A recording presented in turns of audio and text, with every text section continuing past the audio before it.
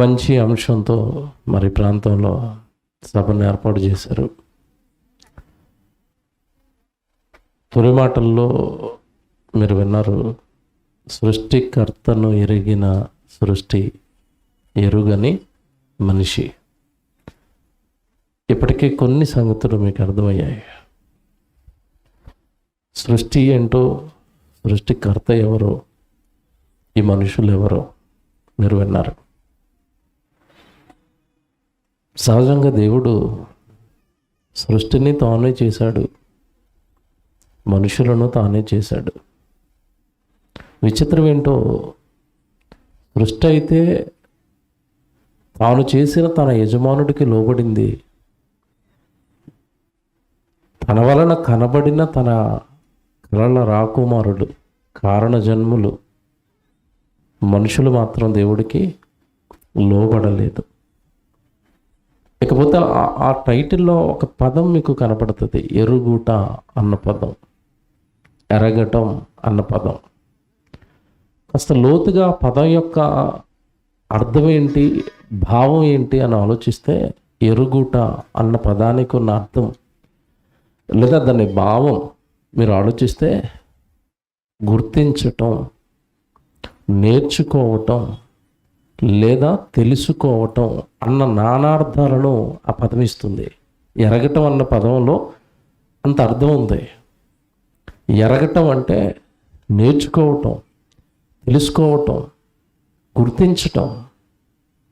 మరి సృష్టి దేవుడి గురించి నేర్చుకుందా, సృష్టి ఎరిగిందా, సృష్టి దేవుడిని బాగా అర్థం చేసుకుందా అంటే చేసుకుందండి. సృష్టిలో ఉన్న ప్రతిదీ కూడా దేవుడికి లోబడే బ్రతుకుతుంది, ఒక్క మనిషి తప్ప. ఎందుకు ఇలా జరిగింది? అసలు సృష్టికర్తను ఎరగటం అంటే ఏంటి, సృష్టికర్తను తెలుసుకోవటం అంటే ఏంటి, అసలు సృష్టి తెలుసుకుంది అని మనం ఎలా చెబుతాం, మనిషి ఎరగలేదు అని మనం దేనిని బట్టి చెబుతాం? ఎందుకంటే ఎరగటం అంటే తెలుసుకోవటం కదండి. మరి మనుషులకు దేవుడు తెలియకపోవటం ఏంటి? దేవుడు అన్న పదం అందరికీ తెలుసు కదా. ఎక్కడో నాస్తికులు, హేతువాదులు తప్ప మిగతా వాళ్ళందరూ దేవుడు ఉన్నాడు అని అంటున్నారు కదా. మీరు దేవుడిని ఎరగటం లేదు అంటున్నారు అని మీరు అనుకోవచ్చు. బాగా ఆలోచించండి. నేను చెప్పేది, ఎరగటం అంటే అర్థం ఏంటంటే దేవుడు అన్న 3 అక్షరాలు తెలుసుకోవటం కాదు, దేవుని ఉద్దేశాలు తెలుసుకోవటం, దేవుడి మనసు తెలుసుకోవటం, దేవుడి యొక్క ఆలోచనలు తెలుసుకోవటం, దేవుడు నన్ను ఎందుకు పుట్టించాడని తెలుసుకోవటం, నన్ను ఎలా బ్రతకమని నన్ను పుట్టించిన నా సృష్టికర్త నాకు ఆదేశించాడు అని తెలుసుకోవటం. ఇవన్నీ మనసు తెలుసుకోడు, కానీ సృష్టి తెలుసుకుంటుంది. తెలుసుకోవటమే కాదు, దేవుడు ఎలా అయితే బ్రతకమన్నాడో అలాగే బ్రతుకుతుంది సృష్టి. దేవుడు ఏదైతే చెప్పాడో అది మాత్రమే చేస్తుంది సృష్టి. మనిషి దేవుడు చెప్పినవి తప్ప మిగతావన్నీ చేస్తాడు. ఇక్కడే సృష్టి ముందు మనిషి తేలిపోయాడు. సృష్టి ముందు మనిషి యొక్క భక్తి తేలిపోయింది దేవుని ఎదుట. చూపిస్తాను ఇప్పుడు నేను. బైబిల్లో మీరు వింటారు కదా, బైబిల్లో ఉన్న ఎన్నో సందర్భాలు మనం ఇప్పుడు చదువుకుంటాం కదా. బైబిల్ లోపలికి వెళ్ళిన తర్వాత ఎన్నో విషయాలు మనకు అర్థమవుతాయి కదా. దేవుణ్ణి ఎరగటం అంటే దేవుడు అన్న 3 అక్షరాలు తెలుసుకోవటం కాదు. మీకు మాట చెప్తాను మీకు అర్థం అవడానికి. ఎక్కడ కూర్చున్న మీ అందరికీ జగన్ గారు తెలుసా? తెలీదు అన్నవాళ్ళు చేయలేపండి, ఒక్క చేయలేకదు. నాకు జగన్ గారు తెలీదు ఉన్నారు ఎవరైనా? నిజంగా మీకు జగన్ గారు తెలుసా? అడుగుతున్నాను, మళ్ళీ జాగ్రత్తగా వినండి. మీకు జగన్ గారు తెలుసా? తెలుసు. ఏమని తెలుసు? ఏముందండి, ముఖ్యమంత్రి గారు అని తెలుసు. వైఎస్ రాజశేఖర రెడ్డి గారి కొడుకు అని తెలుసు, అంతేనా? జగన్ గారి ఫేవరెట్ ఫుడ్ ఏంటో చెప్పండి ఎవరైనా ఇక్కడ కూర్చున్న వాళ్ళు. జగన్ గారు బాగా ఇష్టంగా ఏం తింటారు తెలుసా? హాలిడే వచ్చినప్పుడు జగన్ గారు ఏ ఊరికి వెళ్తారు తెలుసా? జగన్ గారు ప్రతిరోజు డైట్ సిస్టమ్ ఏంటి, ఏ భోజనం చేస్తారు తెలుసా? తెలీదు. జగన్ గారికి ఏ రంగు బట్టలు అంటే ఇష్టం తెలుసా? తెలీదు. జగన్ గారికి ఉన్న పిల్లలు ఇద్దరిలో ఎవరిని బాగా ఇష్టపడతారు తెలుసా? తెలీదు అన్నట్లుగా ఒకటే ఆన్సర్ మీరు చెప్పేది ఏంటి? మరి ముందు తెలుసు అన్నారు. జగన్ గారు తెలుసు అంటే తెలుసు అన్నారు కదా. ఏం తెలుసు అంటే జగన్ గారు అంటే ముఖ్యమంత్రి. దేవుడి గురించి ఏం తెలుసు? దేవుడు అంట ఎక్కడ ఉంటాడు తెలీదు. ఇప్పుడు ఏం చేస్తున్నాడు తెలీదు. మనుషుల గురించి ఏమనుకున్నాడు తెలీదు. ఆయనకి ఎప్పుడైనా కోపం వస్తుందా తెలీదు. ఎందుకంటే దేవుడు అనగానే మన వాళ్ళు ఎలాంటి సినిమాలు తీశారంటే ప్రేమమయుడు, దరుణామయుడు, కరుణామయుడు, శాంతి సందేశం. అంటే నువ్వేం చేసినా సరే ఇంకా అలా చేతులు చాపుకొని నేను దయామయుడిని అంటాడు. అంతేనా? అంతే కదండి. అంటే ఒక్క మాటలో చెప్పాలి అంటే దేవుడు గురించి మిడిమిడి జ్ఞానంతో ఉండిపోయారు. దేవుడి ఇష్టాలేమీ తెలీదు, దేవుడి సంతోషాలేమీ తెలీదు, దేవుడి కోపమో తెలీదు, దేవుడు ఎందుకు కన్నాడో తెలీదు, ఎలా బ్రతకమన్నాడో తెలీదు, ఏం చేస్తే దేవుడికి ఇష్టలుగా మారతామో తెలీదు, మరణం తర్వాత ఎవరిని తన యొద్దకు చేర్చుకుంటాడో తెలీదు, అసలు ఈ లోకానికి ఎందుకు పంపాడో తెలీదు, ఏమీ తెలీదు. దేవుడు తెలుసా అంటే ఏమంటారు అందరూ? తెలుసండి. ఇందా జగన్ గారు తెలుసండి, తెలుసండి అన్నారు కదా. అంతే. సృష్టి చెబుతుంది దేవుడిని ఎలా తెలుసుకోవాలో. సృష్టి చెబుతుంది దేవుడిని ఎరగటం అంటే ఏంటో. సృష్టి చెబుతుంది దేవుడి కోసం ఎలా బ్రతకాలో. సృష్టి చెబుతుంది దేవుడికి అనుకూలంగా నీ జీవితాన్ని ఎలా మలుచుకోవాలో సృష్టి చెబుతుంది. వండరండి ప్రసంగం మీరు బాగా మనసు పెట్టి వినాలి. బాబు ప్రొజెక్టర్ ఆన్లో ఉంచండి, వీడియోలు రెడీగా ఉంచండి, మీరు టైం లేట్ చేయకండి. సృష్టి గురించి అండి మీకు అద్భుతమైన వీడియోలు కూడా చూపిస్తాను, చూదురుగానే. దేవుడు ఈ మనుషులను కలిగించిన తర్వాత అండి ఒక మాట రాశాడండి బైబిల్లో, నిజంగా అద్భుతం అండి అది. యెషయా గ్రంథం 45వ అధ్యాయం 12వ వచనం. అందరూ బైబిల్ చూద్దాం. యెషయా గ్రంథం 45వ అధ్యాయము 12వ వచనం చూద్దాం. చూడండి బైబిల్లో. యెషయా గ్రంథం 45వ అధ్యాయం 12వ వచనం. భూమిని కలగజేసిన వాడను నేనే, దాని మీద ఉన్న నరులను నేనే సృజించి తిని, నా చేతులు ఆకాశమును విశాలపరచెను, వాటి సర్వ సమూహమునకు నేను ఆజ్ఞ ఇచ్చి తిని. చూసారండి దేవుడు ఎలా మాట్లాడుతున్నాడో. ఏమంటున్నాడు? భూమిని కలగజేసిన వాడను నేనే, దాని మీద ఉన్న నరులను నేనే సృజించి తిని. కిందనున్న భూమా, పైన ఉన్న ఆకాశమా, భూమి మీద ఉన్న ఏమండి ప్రకృత, జీవరాశుల, పక్షుల, జంతువుల, జీవుల, మీరు ఏమైనా తీసుకోండి, వాటిని కలగజేసిన వాడును నేనే. ఆ భూమి మీద జీవులతో, జంతువులతో, పక్షులతో పాటు నరులు ఉన్నారు కదా, వాళ్ళను కలగజేసిన వాడును నేనే. అంటే ఇప్పుడు సృష్టిని కలిగించింది దేవుడే, మనుషులను కలిగించింది కూడా దేవుడే. కలిగించిన దేవుడికి సృష్టి ఎంతగా లోబడింది, కలిగించిన దేవుడికి మనిషి ఎంతగా లోబడ్డాడు, ఇది ప్రశ్న. ఇప్పుడు ఏమన్నా అక్కడ మీరు బైబిల్ చదువుతున్నప్పుడు పదం బాగా ఆలోచించారో లేదో. భూమిని కలగజేసిన వాడను నేనే. నేనే ఆ పదం ఏంటండి? అది నేనే నేనే నేనే. ఆ పదం చూసారా? ఏముందండి ఆ పదంలో అనుకుంటారేమో, మీకు ఇది అర్థమవుతుంది. ఈ ఇల్లును కట్టిన వాడను నేనే అంటారు ఇక్కడ ఎవరైనా మీలో? అంటే ఓనర్ ఊరుకుంటాడా అంటారా? అనరా కదండి. ఎందుకనరు? నేనే అనాలి అంటే దాన్ని కట్టడానికి కష్టపడి ఉండాలి. నేను ఇప్పుడు చెప్తున్నానండి, బైబిల్లో దేవుడు అన్నాడు ఈ భూమిని చేసింది నేనే, పైన ఉన్న ఆకాశాన్ని చేసింది నేనేనని. మీతో ఎవడైనా మీ ముందుకు వచ్చి ఈ భూమిని నేనే కలగజేశాను అన్నాడు ఇప్పటి వరకు? అన్నాడా? ఎవడైనా పైన ఆకాశాన్ని నేనే చేశాను, అది మా తాతయ్య గారు చేశారు, వాళ్ళ మనవడిని నేను అన్నాడు ఎవడైనా? అన్నాడా? ఎవడు లేడండి అన్నాడు. ఒక్క దేవుడే అన్నాడు. దీన్ని, కింద ఉన్న దీన్ని, పైన ఉన్న దాన్ని, దాంట్లో ఉన్న సర్వ సమూహం, సూర్యుడా, చంద్రుడా, ఏమంటే గ్రహాల, నక్షత్రాల, మేఘాల, ఇదిగో భూమి ఉంది కదా, భూమి మీద ఉన్న సెలయేర్ల, అడవుల, జంతువుల, నరుల, అన్నిటినీ కలిగించిన సృష్టికర్త నేనే. అంటే ఒక్కటి మనకు అర్థమైపోయింది, హోల్ అండ్ సోల్ సృష్టికర్త ఒకే ఒక్కడు దేవుడు, ఆయనే మీ తండ్రి.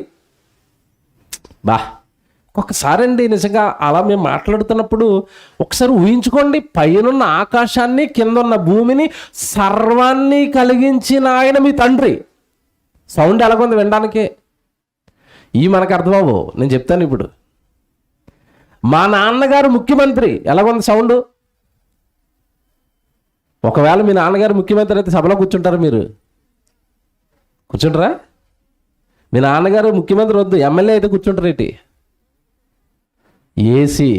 ఏసీ కారు, కాలు పెడితే ఏమండి మంచి రిచ్ ప్లేసు, బస్తీలో, మార్కెట్లో, సభలో కూర్చోవాలా? అదిగా అన్నాడేమో దేవుడు అనిపిస్తూ ఉంటుందండి అప్పుడప్పుడు. పేదలైన మీరు ఎందుకు కూర్చున్నారు చెప్పండి? ఇక్కడ పేదలు కనుక, ధనవంతులు అయితే కూర్చుంటారా? సోనియా గాంధీ గారు మనవడు అనుకోండి, మీరు కూర్చుంటారు ఇక్కడ? పేదలైన మీరు ధన్యులు, నా దగ్గరకు వస్తారు, మీరే ధన్యులు, మీరే వింటారు నా గురించి. అందుకే అంటాడు, ఒకని కలిమి విస్తరించుట వాని జీవానికి మూలం కాదు. రారు నా దగ్గరికి. కలిమి విస్తరించిందా దేవునికి దూరం అయిపోతారు. అందుకే దేవుడి దగ్గరికి వచ్చి మనం ఏం కోరుకోవాలో తెలుసు. ఎప్పుడు మీరు చెప్పండి, దీన్ని బట్టి ఏం కోరుకోవాలి? ఎప్పుడు నన్ను పేదోడిలాగే ఉంచు ప్రభు అనాలి. కానీ మనం ఏమంటాం దేవుడి దగ్గరికి వచ్చి? అవతల 2 ఫ్లోర్లు వేసాడు ప్రభు, నేను 4 వేసేయాలి. ఇదేంటిది? 4 వేసిన తర్వాత పక్కన ఇంకోటి కడతావు, ఆ పక్కన ఇంకోటి కడతావు, ఆ మెయింటెనెన్స్లోనూ ఆ రెంట్లు వసూలు చేసుకోవడానికి ఇంక గుడికి రావు నువ్వు. అర్థమైంది? ఇప్పుడు మీకు షార్ట్ కట్లో చెప్పేశాను. మరి బిజీ కదా, ఆస్తి పెరిగిపోయింది, మరి చూసుకోవాలి కదా. ఎవడొచ్చి ఏ బిల్డింగ్ కబ్జా చేసేస్తాడో, ఎవడే ఏ బిల్డింగ్ని బాడు చేసేస్తున్నాడో, అక్కడ పంట ఏమైపోతుందో, ఇక్కడ బిజినెస్ ఏమైపోతుందో, వెనకాల ఏమండి మరి వ్యాపారం పెట్టాను, ఆ షాప్ ఏమైపోతుందో, ఏమండి రావట్లేదంటే మీకు తెలుసు కదా అన్నయ్య, బిజీ అయిపోయింది ఈ మధ్యకాలంలో, తెలుసు కదా మీకు ఖాళీగా ఉండని. అంత బిజీగా ఏం చేస్తున్నావు? అంత బిజీగా ఏం చేస్తున్నావు? బాగా ఆలోచిద్దామండి దేవుడి గురించి. భలే ఉంటుంది ఈరోజు. సృష్టి అండి నిజంగా టాప్ అండి. అది దేవుడికి బాగా నచ్చిందండి సృష్టి. ఎందుకంటే దానిని కలిగించింది డే 1. సృష్టిని కలిగించిన డే 1 మొదలుకొని ఎప్పటి వరకు, ఎప్పటి వరకు కూడా అది దేవుడిని సంతోషపెడుతూనే ఉంది, దేవుడిని ఆనంద పెడుతూనే ఉంది, దేవుడు చెప్పింది శిరసావహిస్తూనే ఉంది. కానీ మనిషేనండి దేవుడి మాటకు లోబడడు, దేవుడు చెప్పింది వినడు, దేవుడిని లెక్క చేయడు. దేవుడు బైబిల్ రాయించిన మాటలు కొన్ని నమ్ముతాడు, కొన్ని నమ్మడు. అర్థమైందా మీకు? అన్ని నమ్ముతారా? బైబిల్లో ఉన్నవి అన్నీ నమ్ముతారండి. ఒకవేళ నమ్మితే జనవరి 1వ తారీఖున ఆశీర్వాదాల పేరుతో దీవిస్తాడు అని మాత్రం ఎందుకు తీసుకున్నారు? నరకమున వారి పురుగు చావదు, అగ్ని ఆరదు. ఎప్పుడైనా వాగ్దానం వచ్చిందా? అదేనా మరి బైబిల్లో లేదా? అది ఉంది. మరి అది ఎందుకు రాసుకోలేదంటే అది నాకు ఇష్టం ఉండదు, రాయకండి అయ్యగారు వాగ్దానాల్లో దాన్ని. మరి ఏం చేయాలి? నువ్వు అడుగుపెట్టిన దేశం వల్ల నీదే అనాలి. చూడగానే నీకు ఎలాగుంటుంది మనసు? అమ్మయ్య, ఏ దేశం ఇస్తాడు ఇంతకీ? పాకిస్తాన్ ఇస్తాడా? ఆస్ట్రేలియా దేశం ఇస్తాడా?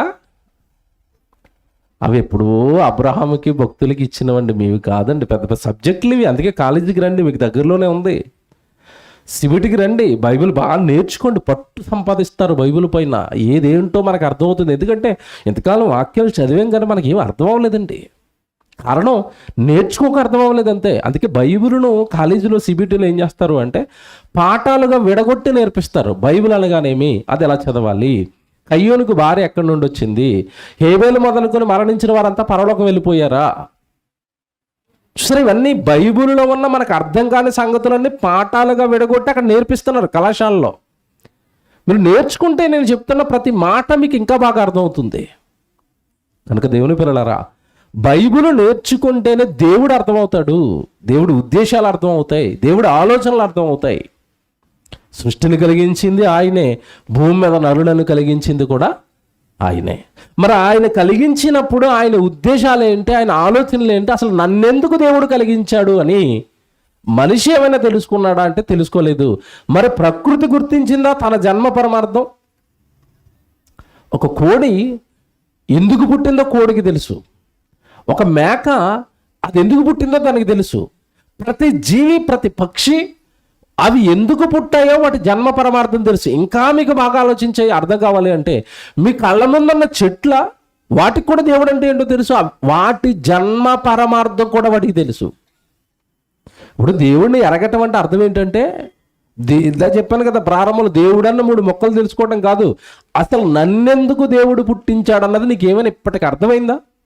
నిజంగా నువ్వు దేవుడిని ఎరిగితే, దేవుడిని నమ్మితే, నేను ఎందుకు పుట్టానని ఎప్పుడైనా దేవుడిని అడిగారా? బైబిల్ చదివారా? బైబిల్లో దేవా నన్ను ఎందుకు పుట్టించారని దేవుడుగా మీరు రాయించారో నాకు చెప్పండి, వాటి ప్రకారమే నేను బ్రతుకుతానని ఎప్పుడైనా అన్నారా?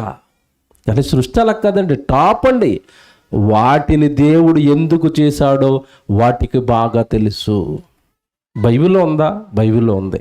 ఒక సందర్భాన్ని చూపిస్తాను నేను. ఏమండి, న్యాయాధిపతుల గ్రంథం ఒకసారి బైబిల్ చూద్దాం. మంచి సందర్భం ఒకటి దేవుడు మన కోసం రాయించాడేమో అనిపిస్తుందండి ఇది. న్యాయాధిపతుల గ్రంథం 9వ అధ్యాయము ఏమండి 8వ వచనం చూద్దాం. న్యాయాధిపతుల గ్రంథం 9వ అధ్యాయము ఏమండి 8వ వచనం చూద్దాం. చెట్లు తమ మీద రాజుగా ఒకరిని అభిషేకించుకొనవలని అనుకుని మనసు కలిగి బయలుదేరాయట. చెట్లట అందరి మీద రాజు ఉన్నాడు, మాకు కూడా రాజు ఉండాలి అని మనసు కలిగి బయలుదేరాయట. బయలుదేరి ఒక చెట్టు దగ్గరికి వెళ్ళాయట. 9వ వచనంలో చెప్తున్నారు, మమ్మను ఏలుమని ఒలీవ చెట్టును అడగగా. న్యాయాధిపతుల గ్రంథం 9వ అధ్యాయము 9వ వచనం చదివారు. న్యాయాధిపతుల గ్రంథం 9వ అధ్యాయము 9వ వచనం.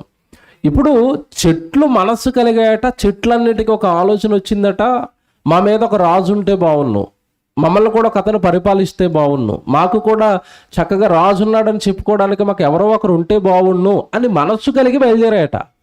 బయలుదేరి ఇవన్నీ మాట్లాడుకుంటూ మరి ఒక చెట్టు దగ్గరికి ఏమండి వెళ్ళి మాట్లాడుతానట. ఏమని? ఏ చెట్టు దగ్గరికి వెళ్ళాయట?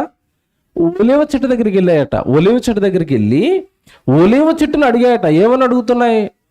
నువ్వు మా అమ్మను ఏలు, నువ్వు మా మీద రాజుగా ఉండు, మా మీద పెత్తనం చేయి, మాకు ఏ కష్టం రాకుండా చూసుకో. రాజు అంటే అంతే కదండి. రాజు ఏం చేస్తాడు చెప్పండి?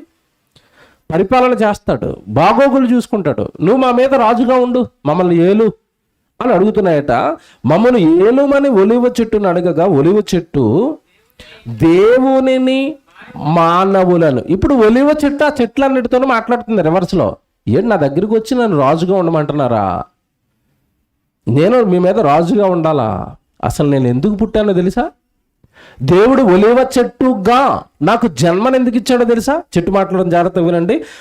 నేను దేవునిని మానవులను దేని వలన నరులు సన్మానించుదురో ఆనా తైలమును ఇయ్యక మాని చెట్ల మీద రాజునయ్యుండి ఇటు అటు ఊగుటకు నేను వచ్చేదనా అని వాటితో అనెను. మీరు లోతుగా ఆలోచించాలి. ఇక్కడ ఒక మైండ్ బ్లోయింగ్ సంగతి ఒకటి మాట్లాడుతుంది చెట్టు. నాకు నరులు తెలుసు, పైన దేవుడు తెలుసు. ఎవరికి? చెట్టుకి. నేను మిమ్మల్ని అడుగుతున్నాను, ప్రతిరోజు మీరు చెట్టు చుట్టూ తిరుగుతున్నారు కదా, మనకి చెట్టు తెలుసు. ఈ చెట్టు దేవుడికి అనుకూలంగా బ్రతుకుతుందని తెలుసా మీకు? తెలుసా? ఏమంటే చాలామందికి దేవుడు తెలుసు. ఏమంటే దేవుడు తెలుసు, దేవుడికి ప్రకృతికి ఉన్న సంబంధం అసలు తెలియదండి చాలామందికి. చాలా కోఆర్డినేషన్తో పనిచేస్తాయి ఇవి దేవుడితో. మీ ఇంటి ముందున్న చెట్టు సామాన్యమైన చెట్టు అనుకుంటున్నావేమో, అది ఎందుకు పుట్టిందో దానికి తెలుసు. దానిని పుట్టించిన దేవుడు ఉన్నాడని కూడా దానికి తెలుసు. ఈ భూమి మీద నరులందరికీ నండి దేవుడు నన్ను పుట్టించాడు, ఈ చెట్టును దేవుడు పుట్టించాడని నరులకు తెలుసా? అందరికీ తెలుసా? ఇప్పుడు మీరు బైబిల్ దగ్గరికి వచ్చారు కనుక సృష్టికర్త ఉన్నాడని మీకు అర్థమైంది. ఇప్పుడు ఎవరికైనా తెలుసండి? చెట్టును చేసిన ఆయన ఒక ఆయన ఉన్నాడని తెలుసా? చెట్టుకు దేవుడు తెలుసు, నరులు తెలుసు. విచిత్రం ఏంటంటే ఈరోజు భూమి మీద ఉన్న మనుషులకి చెట్టు తెలుసు, దేవుడు తెలీదు. ఇప్పుడు మనం బెటరా చెట్టు బెటరా చెప్పండి? దేవునిని మానవులను నరులు ఏ తైలంతో అయితే సన్మానిస్తారో, ఒలివ తైలం, ఒలివ నూనె, అది నేను ఇవ్వడానికి పుట్టాను, ఆ పని చేస్తాను. ఆ పని కోసమే దేవుడు నాకు జన్మిచ్చాడు, ఒలివ చెట్టుగా జన్మిచ్చాడు. పనికిరాని చెట్టుగా నన్ను పుట్టించలేదు. ఏమని ఏ పని చెయ్యని చెట్టుగా నన్ను పుట్టించలేదు. నన్ను ఒక పనితో పుట్టించాడు. ఒలివ నూనె ఇవ్వాలి నువ్వు అన్నాడు, నేను అదే ఇస్తాను. మీ మీద పెత్తనం చేయను, రాజు పోస్టు నాకు వద్దు అన్నది.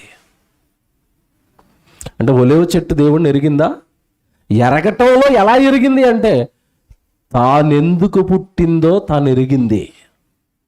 ఈరోజు భూమి మీద ఉన్న మనిషి తానెందుకు పుట్టాడో తనకి తెలుసా? నేను నూనె ఇవ్వడానికి పుట్టానంటది కదా చెట్టు. మేము మైకోటి రేపు ఈరోజు సభ అయిపోయిన తర్వాత రేపు మార్కెట్లో చాలా మంది వస్తారు కదా, మైక్ ఒకటి పట్టుకుని వీడియో కెమెరా ఒకటి పట్టుకుని వెళ్ళి షూట్ చేయండి.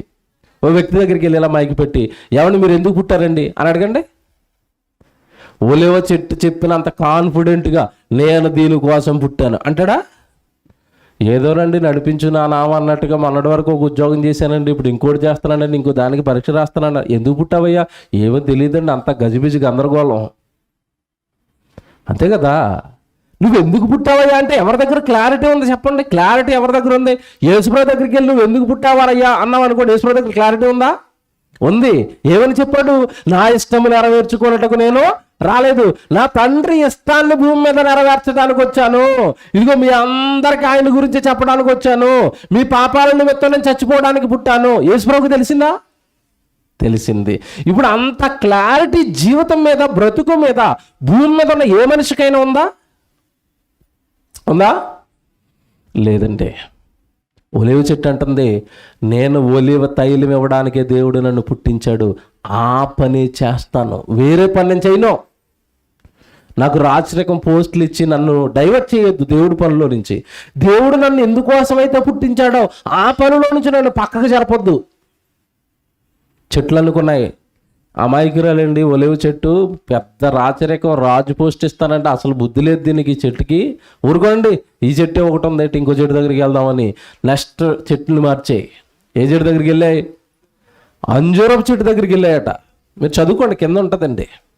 అంజూరపు చెట్టు దగ్గరికి వెళ్తే అంజూరపు చెట్టు అంటుంది, నేను రాజుగా ఉండాలా? చిచ్చిచ్చి, నేనెందుకు పుట్టానో కూడా నాకు క్లారిటీ ఉంది. నేను నా మాధుర్యమైన పళ్ళు, అంజూరపు పళ్ళు నరులకి ఇవ్వడానికి పుట్టాను.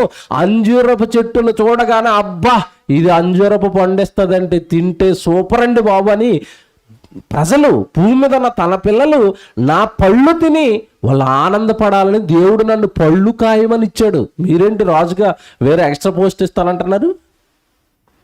మామిడి చెట్టు మామిడి పళ్ళు ఇవ్వడానికి పుట్టింది, జామ చెట్టు జామకాయలు ఇవ్వడానికి పుట్టింది.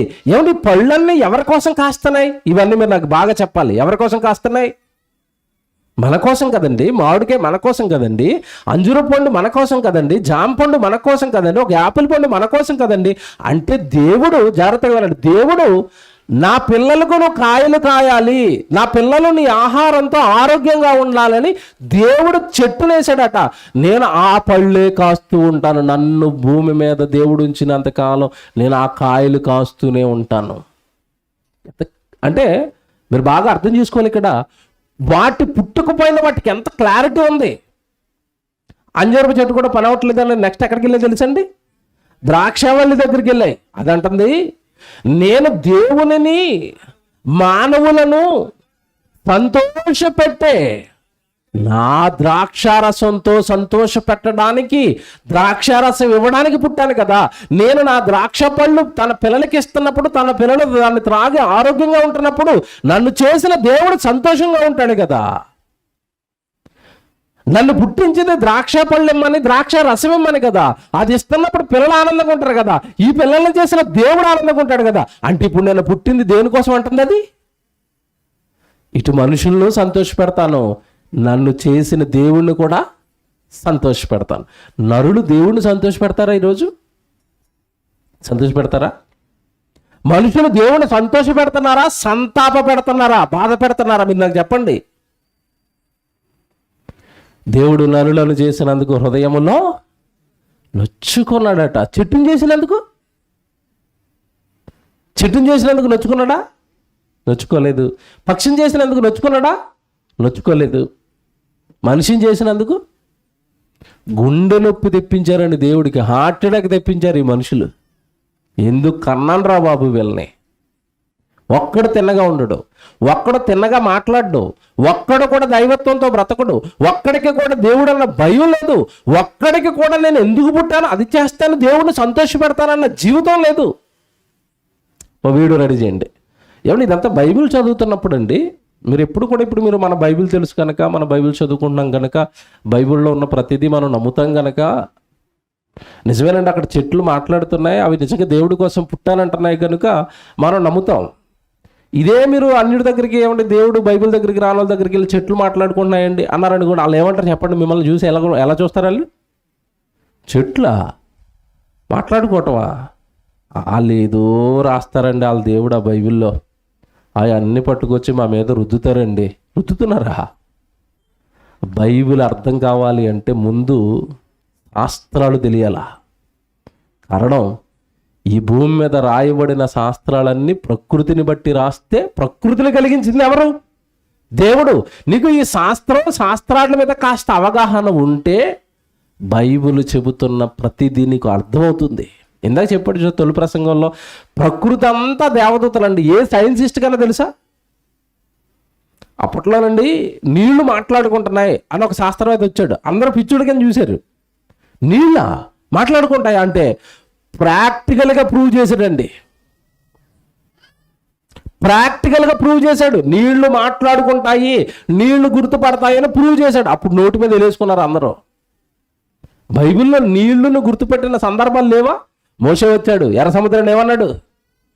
చీలిపోవాలి, నా పిల్లలు నడుస్తారు, దేవుడు చెప్పాడు అన్నాడు. వెంటనే సముద్రం ఏమైపోయింది? మీరు కర్రాటికెళ్ళి గోదావరి మీద కొట్టండి, ఎవడరా నువ్వు అంటాయి. మోషే చెప్తే చీలిపోతాం, భక్తులు చెబితే చీలిపోతాం, నువ్వెవడివి? అంటే నువ్వు మాట్లాడుతున్నది నువ్వెవరో నీళ్ళకి తెలుసా? తెలుసు. గాలికి తెలుసా? తెలుసు. మీరు ఈ రోజు నుంచి కావాలంటే ప్రాక్టికల్గా చెట్టు ముందు మాట్లాడుకొని రోజు చెట్టు ముందు కూర్చుని మాట్లాడండి. మీరు చెట్టుతో బాగున్నావా, ఏంటి మరి కాయలు బాగా కాస్తున్నాయి, నీళ్ళు ఏమైనా తగ్గిపోతున్నాయా, నీళ్ళు వేయమంటావా అని అడగండి. అలా మాట్లాడండి. కొన్ని రోజులకి మీకు తెలియదండి, ప్రాక్టికల్ కాదు. మీరు చెప్పిన ప్రతిదానికి దాని భాషలో ఏదో సింటం ఇస్తూ ఉంటుంది. మీతో ప్రకృతి అంతా కూడా వింటదండి, చూస్తుంది. కారణం ఏంటి? ప్రకృతి అంటే ఏంటి చెప్పండి? దేవదూతలు కదండి. దేవుడు మాట్లాడుకున్నాడు కదా. దేవుడు మాట్లాడితే విన్నాయా? ఆకాశమా ఆలకించు, భూమి వింటదా? మరి దేవుడు మాట్లాడుతుంటే వింటున్నప్పుడు నువ్వు మాట్లాడితే విందా?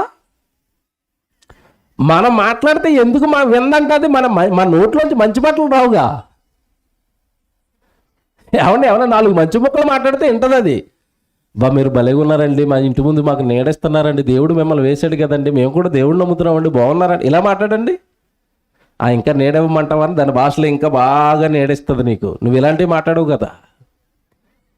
ఏంటి కాయట్లేదు ఏంటండి, ఏమన్నా ముందు ఏమంటారా అడగండి. అబ్బాబు నువ్వు దేవుడిని తెలుసుకున్నావు బాబు, నీకు బాగా ఇస్తాను బాబు, 4 కాయలు ఎక్కువ కాస్తుంది. నువ్వెక్కడ మాట్లాడతావు? నీకు అంతా చూడగానే టక్కమంది దాన్ని కొట్టేలా, నరికేలా, తినేలా, చంపేలా. ఇది తప్ప దేవుడి కోసం పనిచేస్తుంది, దేవుడు వేశాడు, ఇది కనెక్షన్ వాటికి దేవుడికి ఉన్నట్టుగా మనకెక్కడుందండి?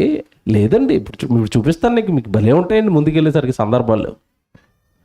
దేవుడితో సత్సంబంధాలు కలిగి ఉందండి ప్రకృతి. మీకు చెప్పేది ఒకటే, చెట్ల, జీవుల, జంతువులు అన్నీ కూడా దేవా దేవా దేవా దేవా అని దేవుడి వైపే చూస్తాయి. కానీ మనం ప్రార్థన ఉన్నప్పుడు చేస్తాం. ఈ రాత్రి ప్రార్థన అయిపోయిన తర్వాత రేపు కళ్ళు ఎక్కడ ఉంటాయి మనకు తెలియదు కాదు. ఎక్కడ ఉంటాయి? అసలే మార్కెట్ చేపలు ఏమి వచ్చాయి, నాటుకోళ్ళు వచ్చాయా, పౌరాలు వచ్చాయా, ఉడలు వచ్చాయా? ఇంతే కదండి. కళ్ళన్నీ తిండి, బట్టలు, సంపాదన, కళ్ళన్నీ ఇక్కడ, ఆటల కళ్ళన్నీ అక్కడ. అందుకే అవి నచ్చింది దేవుడికి, మనం సరిగా నచ్చలేదండి. చెట్లు మాట్లాడుకుంటాయంటే సైన్స్ ప్రూవ్ చేసింది. అది జాగ్రత్తగా వినండి. చెట్లు మాట్లాడుకుంటాయి అన్నది శాస్త్రం ప్రూవ్ చేసింది, సైన్స్ నిరూపించింది. ఎందుకంటే ప్రకృతిలో ఉన్న ప్రతి దానికి భాష ఉంటుందండి. వాటి భాషతో అవి మాట్లాడుకుంటాయి. వాటి భాష మనకు అర్థం కావట్లేదు కదా అని అవి మాట్లాడుకోవటం లేదంటే తప్పు. మీకు ప్రాక్టికల్గా అర్థం చేయిస్తాను. మన ఇంటి ముందు కుక్క ఉంటుందండి. కుక్క మాట్లాడుకుంటుందా? కుక్కలు మాట్లాడతాయా లేదా? మధ్యకాలంలో ఒక అతను వచ్చాడండి, యూట్యూబ్లో వీడియో పెట్టాడు. కుక్క ఏం మాట్లాడుతుందో కుక్కలా మురిగి చెప్తున్నాడు. ఆనందంగా ఉన్నప్పుడు కుక్క ఎలాగ రియాక్ట్ అవుతుంది, బాధగా ఉన్నప్పుడు ఎలా రియాక్ట్ అవుతుంది అంటే కుక్కకు మొత్తం మీద హావభావాలు ఉన్నాయి. కుక్క మాట్లాడుకుంటుంది మనతో. అది మాట్లాడింది మనకు అర్థమవుతుంది, పక్క కుక్కకు అర్థమవుతుంది. ఏమంటే అప్పుడప్పుడు చూడండి, గల్లీలో కొత్త కుక్క వచ్చేసింది అనుకోండి, ఇక్కడ ఉన్న కుక్కలన్నీ సమావేశం అయిపోతాయి, మీటింగ్ అయిపోతాయి. ఏం మాట్లాడుకుంటాయి? ఓ ఓ ఓ అనగానే ఏంటి అర్థం ఏంటంటే ఎవడో మార్కెట్లో కొత్తవాడు వచ్చాడు, మన ప్లేస్ని కబ్జా చేసేస్తాడు, ఇడు అందరూ మనకేస్తున్న తిండిలో బాగా అడుగుతాడు కనుక ఇప్పుడు మనం అందరూ వెళ్ళి ఆడి మీద ఏం చేయాలి? అటాక్, తరిమి కొడతాయండి. ఇవన్నీ బాగా క్లోజ్గానే ఉంటాయి. మళ్ళీ కొత్త ఉండి రానివ్వు. అంటే అవి కమ్యూనికేషన్ ఉందా? వాటికి భాష ఉందా? ఉంది. కుక్క పిల్ల తల్లి భాషతో మాట్లాడుకుంటావు, చక్కగా పిలుస్తుంది రమ్మంటే. మీకు ఇంకా బాగా అర్థం కావాలంటే కోడిని చూడండి. పైన గద్ద వచ్చింది అనుకోండి, కోడి పిల్లల్ని పెంచుతుంది కింద. అదొక సౌండ్ చేస్తా చూడండి. ఆ సౌండ్లో అది ఏమంటుందో నీకు తెలీదు, పిల్లలకి తెలుసా? రెక్కలు ఆ పైకి అయితే కుక్క అనగానే మొత్తం వచ్చి లోపల దూరేసాయి. ఇదేంటి ఇది అంటే దాని భాషతో మాట్లాడింది పిల్లకి అర్థమైంది. నీకు అర్థమైందా? కోడి మాట్లాడుకుంటుందా? మాట్లాడుకుంటుంది. కుక్క మాట్లాడుకుంటుందా? మాట్లాడుకుంటుంది. పిల్లి మాట్లాడుకుంటుందా? మాట్లాడుకుంటుంది. చెట్లు మాట్లాడుకుంటాయా? ఇక్కడే కొంచెం డౌటు. ఎందుకంటే వీటికి కొంచెం నోరన్నా మెదుగుతున్నాయి, చిన్న చిన్న సౌండ్లు వస్తున్నాయి. వీటికి సౌండే లేదు కదండి. మాట్లాడుకుంటాయండి. మళ్ళా కదండి. నిజంగా దేవుడు బైబిల్ను రాయించటం, బైబిల్లో రాయబడింది శాస్త్రాలు నిరూపించటం ఇక్కడే పట్టుకోవాలి మనం. బైబిల్ నిజమైన దైవ గ్రంథం. వీడియో చూస్తారా? ఆశ్చర్యపోతారు. ఇప్పుడు మీరు చెట్లు మాట్లాడుకుంటున్నాయి. ఎంత బాగా మాట్లాడుకుంటున్నాయి చూపిస్తారు చూడండి. ప్లే చేయ బాబు. మీకు తెలుసా, చెట్లు ఒకదానితో ఒకటి మాట్లాడుకుంటాయి. అయితే మనం మాట్లాడుకున్నట్టు కాదు, భూమి లోపల వేళ్ల ద్వారా కమ్యూనికేట్ చేసుకుంటాయి. మనకు ఎలా అయితే ఇంటర్నెట్ ఉందో వీటికి కూడా ఫంగస్తో ఏర్పడే ఒక న్యాచురల్ కనెక్షన్స్ ఉంటాయి. వీటినే మైసీలియం అంటారు.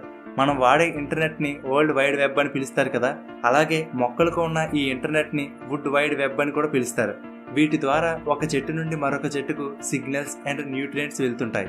అలాగే పెద్ద పెద్ద చెట్లు వాటి పిల్లలను, అంటే వాటి విత్తనాల ద్వారా వచ్చినవి కానీ లేదా వాటి వేర్ల ద్వారా వచ్చిన మొక్కలను అవి గుర్తించగలవు. మనుషులు ఎలా అయితే పిల్లలను ప్రేమగా చూసుకుంటారో అలాగే చెట్లు కూడా వాటి పిల్ల మొక్కలను కాపాడుకుంటున్నట్లు ఒక ఎక్స్పెరిమెంట్లో తేలింది. ఈ ఎక్స్పెరిమెంట్లో భాగంగా ఒక చోట ఒక తల్లి పిల్ల మొక్కలతో పాటు వేరే జాతికి చెందిన మొక్కలను కూడా నాటారు. ఆ తల్లి చెట్టు తన పిల్ల మొక్కను వేళ్ల ద్వారా గుర్తించి దానితో కనెక్ట్ అయింది. అంతేకాదు ఆ పిల్ల మొక్కలకు కావలసిన కార్బన్, నైట్రోజన్, వాటర్, ఫాస్ఫరస్, అల్లియల్ కెమికల్స్ ని కూడా వేళ్ల ద్వారా అందిస్తుంది. ఐసోటోప్ ట్రేసింగ్ ద్వారా మానిటర్ చేసినప్పుడు మొక్కలు ఈ పోషకాలను పంపుకుంటున్నట్లు సైంటిస్టులు గుర్తించారు. అలాగే ఆ పిల్ల మొక్కకు కాంపిటీషన్ అవ్వకూడదని ఆ పిల్ల మొక్క ఉన్న వైపుకు పెద్ద చెట్లు తమ వేళ్లను పంపకుండా పిల్ల మొక్కలకు ఎక్కువ స్పేస్ ఉండేలా చేస్తుంది. సో ఆ చుట్టుపక్కల ఉన్న పోషకాలన్నీ ఆ పిల్ల మొక్కకు అందుతాయి. ఇలా ఏ మొక్కలకైతే తల్లి మొక్కల నుండి పోషకాలు అందుతున్నాయో అవి సర్వైవ్ అయ్యే ఛాన్సెస్ 4 times పెరుగుతుందట. అలాగే తల్లి చెట్టు ఏదైనా చీడ వలన కానీ లేదా మరేదైనా కారణం వల్ల గాయపడినా లేదా చనిపోతుంటే మిగిలిన మొక్కలకు సిగ్నల్స్ని పంపి అలర్ట్ చేస్తుంది. అలాగే చనిపోయే చెట్టు దాని దగ్గర ఉన్న రీసోర్సెస్ని వేరే చెట్టుకు పంపిస్తుంది. సో ఈ విధంగా మనకు తెలియకుండానే భూమిలో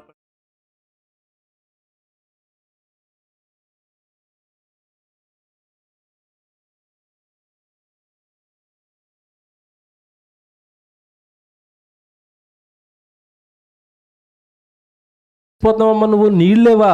మా దగ్గర నీళ్ళు ఆల్రెడీ నేను తెచ్చి స్టాక్ పెట్టుకున్నానని దాని దగ్గర ఉన్న నీళ్లు వేరు ద్వారా చచ్చిపోతాను మొక్కకి ఇస్తున్నాయట. ఎలాగుందండి వాటి కమ్యూనికేషను? మాట్లాడుకుంటున్నాయట కింద నుంచి. ఇది మీకు అర్థమైతే సృష్టిలో ఉన్న ప్రకృతిలో ఉన్న ప్రతిదీ కూడా ఏం చేసుకుంటున్నాయి చెప్పండి? ఇప్పుడు మాట్లాడుకుంటున్నాయి. అలాగా న్యాయాధిపతులు 8వ అధ్యాయంలో మీరు 9వ అధ్యాయంలో మీరు చదువుకున్నారు కదా, 8వ వచనంలో ఈ చెట్లన్నీ కూడా ఈ వ్యవస్థ ద్వారానే మాట్లాడుకుంటున్నాయి. మా మీద రాజుగా ఉంటావా, మా మీద రాజుగా ఉంటావా అంటే ఏమంటున్నాయి చెట్లు? నో, దేవుడు నన్ను రాజుగా పుట్టించలేదు. ఒలివ నూనె ఇమ్మని చెప్పాడని ఒలివ చెట్టు అంటుంటే, ద్రాక్షారసం ఇమ్మన్నాడని ద్రాక్షవల్లి అంటుంటే, అంజూరపు చెట్టును ఏమంటే అంజూరపు పండు ఇమ్మని అంజూరపు చెట్టు అంటుంటే, అంటే అవి ఎందుకు పుట్టాయో వాటి క్లారిటీ ఉంది, వాటి బ్రతుకు మీద క్లారిటీ ఉంది.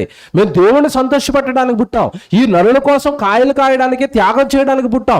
దేవుడు మమ్మల్ని ఇందుకే పుట్టించాడు కనుక ఈ పనే చేస్తాం. ఎప్పుడైనా ఈ పని కాక మరో పైన ఏమైనా ప్రకృతి చేసినట్టుగా మీకు కనబడదా?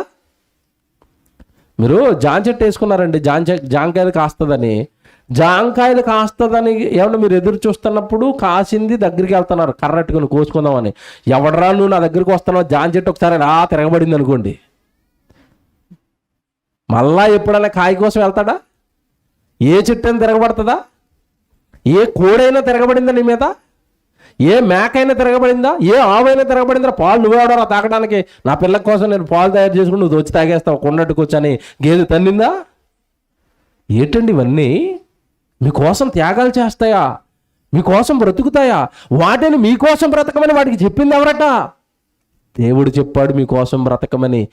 మీరు బాగా వినండి, మీకు కావలిస్తే మేము త్యాగాలు చేస్తాం, చివరికి మీకోసం మీ తండ్రి చచ్చిపోమంటే మీకోసం మేము చచ్చిపోతాం, బలైపోతాం. ఏం సృష్టి అండి! దేవుడు మాటకు లోబడి మీకు సేవ చేస్తుందట. మీరు చేవని తినేస్తే చచ్చిపోతుందట, మీరు పెంచుకుంటే పెరుగుతుందట. కోడి పిల్లల్ని పెంచి ఎవరికిచ్చింది? నా పిల్లలు ఎవడన్నా చెయ్యేసారంటే ఊరుకోను అన్నదా? మీకు గుడ్డు పెడతాను నాయన, గుడ్డు ఆమ్లెట్ వేసుకుంటే వేసుకోండి, తినేయండి. కూరలు వేసుకుని తినేస్తారో తినేయండి. లేదా అదే గుడ్డు పట్టుకొచ్చి నా దగ్గర పెట్టారనుకోండి, పిల్లని చేసి పిల్లనిస్తాను.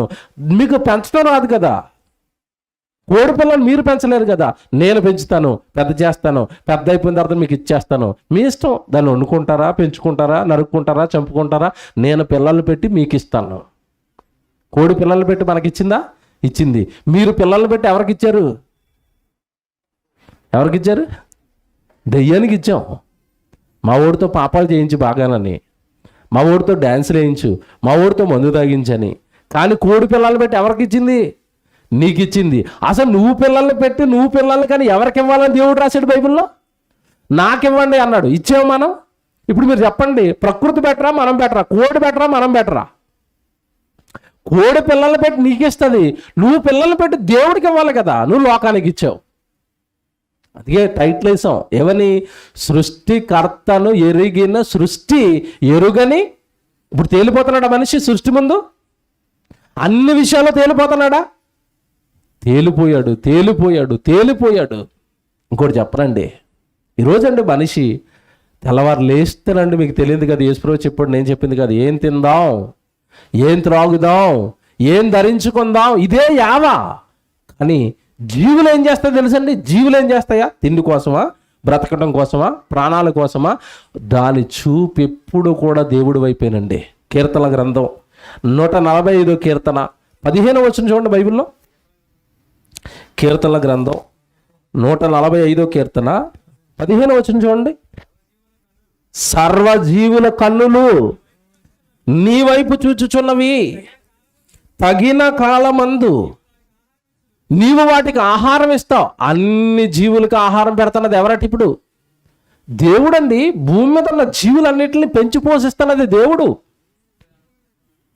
భూమి మీద ఉన్న వాటి అన్నిటికీ కూడా ఆహారం పెడుతున్నది తండ్రి, వాటిని పెంచుతున్నది తండ్రి. కనుక వాటి చూపు ఎవరి వైపు ఉంటుంది? దేవుని వైపు. ఇప్పుడు మిమ్మల్ని అడుగుతున్నాను, జాగ్రత్తగా వినండి. ఇప్పుడు మనల్ని పెంచుతున్నది దేవుడేనా? దేవుడేనా? దేవుడా కాదా? దేవుడే. దేవుడే నిన్ను పెంచుతున్నప్పుడు ప్రతిరోజు నువ్వు దేవుడి వైపు చూస్తావా? సర్వజీవుల కన్ను దేవుని వైపు, నీ కన్ను లోకం వైపు, తిండి వైపు, బట్టల వైపు, గొడవల వైపు, అంతేనా? సినిమాల వైపు, సీరియళ్ళ వైపు, జబర్దస్తుల వైపు, కామెడీల వైపు నీ కళ్ళు పాడైపోయినాయి, కులిపోయాయి. సర్వజీవుల కన్ను దేవుని వైపే. ఇంకో సందర్భాన్ని చూపిస్తాను. ఎందుకు చూస్తే తెలుసండి అవి దేవుడి వైపు? మమ్మల్ని పుట్టించింది దేవుడే, మమ్మల్ని పెంచేది దేవుడే, చివరికి చావు వస్తే చావును ప్రసాదించేది కూడా దేవుడే. మొత్తం ఆయన పైన ఆనుకున్నాయండి కంప్లీట్గా. మనం ఆనుకోలేదు సుమా. మనం కంప్లీట్గా దేవుడి పైన ఆనుకోలేదండి. ఒకవేళ ఆనుకుంటే నువ్వు ప్రతిరోజు దేవుడి దగ్గర ఉంటావు కదా. ఒకవేళ ఆనుకుంటే ప్రతిరోజు దేవుడి కోసం బైబిల్ చదువుతావు కదా. ఒకవేళ ఆనుకుంటే ఇగో నా తండ్రికి అందరూ మీటింగులు చేస్తున్నారండి, సభలు చేస్తున్నారండి, ఆయన గురించి చెప్తున్నారండి, నేను ఏం చెప్పటం లేదండి, చెప్పించలేకపోతున్నానని ఏదో ఒక కార్యక్రమాన్ని పెడతావు కదా దేవుడి కోసం. నువ్వు పెట్టవేంటి, నువ్వు చెయ్యవేంటి, నువ్వు చెప్పవేంటి అంటే నీకేమర్థమైందంటే అవి ఆనుకున్నట్టుగా కంప్లీట్గా దేవుడి పైన మనం ఆనుకోలేదు. పౌలు గారు అందుకే అంటాడు, మనము ఆయన యందు బ్రతుకుచున్నాము, చలించుచున్నాము, ఉనికి కలిగి ఉన్నాం. ఆయన లేకపోతే బ్రతుకు లేదు, ఆయన లేకపోతే జీవితం లేదు, ఆయన లేకపోతే ఈ భూమి మీద ఉనికి నీకంటూ ఒక చరిత్ర లేదు. ఈ తాడేపల్లిగూడెంలో ఈ మార్కెట్లో నీ ఇల్లు ఉందన్నా, నువ్వు ఉన్నావన్నా, అసలు నిన్ను ఈ లోకంలోకి, మార్కెట్లోకి, ఇంట్లోకి పంపింది ఎవరు చెప్పండి? దేవుడు. తల్లి గర్భంలో పిండంగా ఉన్నప్పుడు నిన్ను క్లోజ్ చేసేస్తే నువ్వు భూమి మీదకి వస్తావు. అసలు నీకు పేరు ఉంటుందా? నీకు కుటుంబం ఉంటుందా? నీకు ఒక ఇల్లు ఉంటుందా? ఆధార్ కార్డులో నీ పేరు ఉంటుందా? ఓటర్ కార్డులో నీ పేరు ఉంటుందా? నీకెక్కడది ఆధార్ కార్డు ఆయన లేకపోతే? నీకెక్కడది ఓటర్ కార్డు? అన్ని చిరిగిపోయిన ఎప్పుడో. అంటే ఆయన వలన బ్రతుకుతున్న మనుషులు ఆయన ఇష్టాలు తెలుసుకోరు.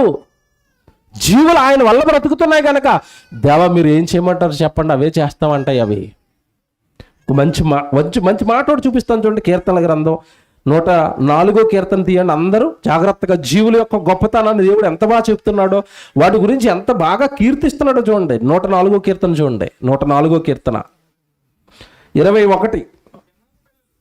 104 కీర్తన 21 అండి. సింహపు పిల్లలు వేట కొరకు గర్జించుచున్నవి, తమ ఆహారమును దేవుని చేతిలో నుండి తీసుకొని చూచుచున్నవి. తమ ఆహారం ఎవరు పెడతారని సింహపు పిల్లలు అంటున్నాయట దేవుడు. కాకి పిల్ల గురించి కూడా రాయబడుతుంది. కాకి పిల్ల కూడా ఆహారం కోసం ఎవరికి ప్రార్థన చేస్తుందట? దేవుడికి. యోబు గ్రంథంలో ఈ మాట ఉంటుందండి. యోబు గ్రంథం మీరు 38:41 రాసుకోండి, తర్వాత చదువుకోండి. అక్కడ కాకి పిల్లలు ఆహారం కొరకు దేవుడికి మొరపెడుతున్నాయట. మా అమ్మ కొంచెం ఆహారానికి వెళ్తుంది బయటికి, కొంచెం మా అమ్మకి ఏదో మొక్కయండి, ఏదో ఒక అన్నం చూపించండి అని గూట్లో ఉన్న కాకి పిల్ల దేవుడికి మొరపెడుతుందట. ఇక్కడున్న ఇప్పుడు మనం చదువుకుంటున్న భాగంలో సింహపు పిల్లలు దేవుడికి మొరపెడుతున్నాయట. మన పిల్లలు ఏం చేస్తారు చెప్పండి? ఏం చేస్తారు? ఎప్పుడైనా దేవుడికి ప్రార్థన చేస్తున్నారు మన పిల్లలు? మీ పిల్లలు ఎప్పుడైనా దేవుడికి ప్రార్థన చేశారండి? కాకి పిల్లలు చేస్తాయట, సింహపు పిల్లలు చేస్తాయట. మన పిల్లలకి ఎప్పుడైనా ఒరే మనల్ని కన్నది దేవుడురా, మనం ఈరోజు 3 పూట్ల ఏమంటే ఆహారం తింటున్నామంటే కృప దేవుడిదిరా, ఒకప్పుడు మన తాత ముత్తాతలకు అన్నం లేదురా, ఆకలితో ఉండిపోయారా, ఈరోజు మనం చక్కగా ఉన్నామరా, ఈ స్థితినిచ్చింది దేవుడురా, అక్కడ మోకాళ్ళు వేయరా, దేవుడికి ప్రార్థించరా అని మీ పిల్లలతో ఎప్పుడైనా మీ గృహాలలో ప్రార్థనలు చేయిస్తున్నారా? మీకు ఒక సూపర్ సీక్రెట్ చెప్తాను, వినండి, జాగ్రత్తగా వినండి. కుటుంబాలన్నీ కూడా, ఏ కుటుంబంలోనైతే పిల్లలు మోకాళ్ళు వేసి 3 పూట్ల ప్రార్థనలు చేస్తారో ఆ కుటుంబం దేవుడిలో గొప్పగా ఉంటుంది. రాసుకోండి ఇది. మీ పిల్లలు రాత్రి పగలు ప్రతిసారి ఎప్పుడైతే దేవుడికి మోకాళ్ళు వేసి ప్రార్థనలు వచ్చి ప్రార్థన దేవుడితో మాట్లాడుకునే స్థితిని మీ పిల్లల జీవితాలలో మీరు కల్పిస్తారో అప్పుడు మీ కుటుంబం బాగుంటుందండి. మీతో దేవుడు ఉంటాడు, మీ కుటుంబంతో దేవుడు ఉంటాడు. ఎందుకంటే బైబిల్ని బట్టి చెప్తున్నాను. కాకి పిల్లలు ప్రార్థన చేయటం ఏంటి, సింహపు పిల్లలు ప్రార్థన చేయటం ఏంటి, మన పిల్లలు టీవీల ముందు యూట్యూబ్ల ముందు కూర్చోవడం ఏంటండి? ఈ సిగ్గు అనిపించడం లేదు మనకి? కనీసం కాకి తన పిల్లలకి నేర్పుకున్న జ్ఞానమైన మన పిల్లలకి మనం నేర్పామా? ఒరే ప్రార్థన చేయరా, బైబిల్ చదువుకోరా, సండే స్కూల్కి వెళ్ళిపోరా అంటామా? చాలామంది అండి పెద్దవాళ్ళు గుడికి వస్తారండి, పిల్లల్ని సండే స్కూల్కి పంపరు, పక్కనే కూర్చోబెట్టుకుంటారు. ఆ సండే స్కూల్లోకి పంపరు అసలు.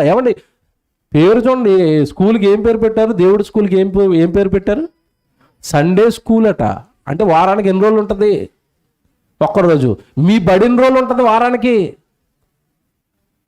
7 రోజులు ఆ బడికి పంపించి 6 రోజులు ఆ బడికి పంపించి ఒక్కరోజు దేవుడు బడికి పంపవా?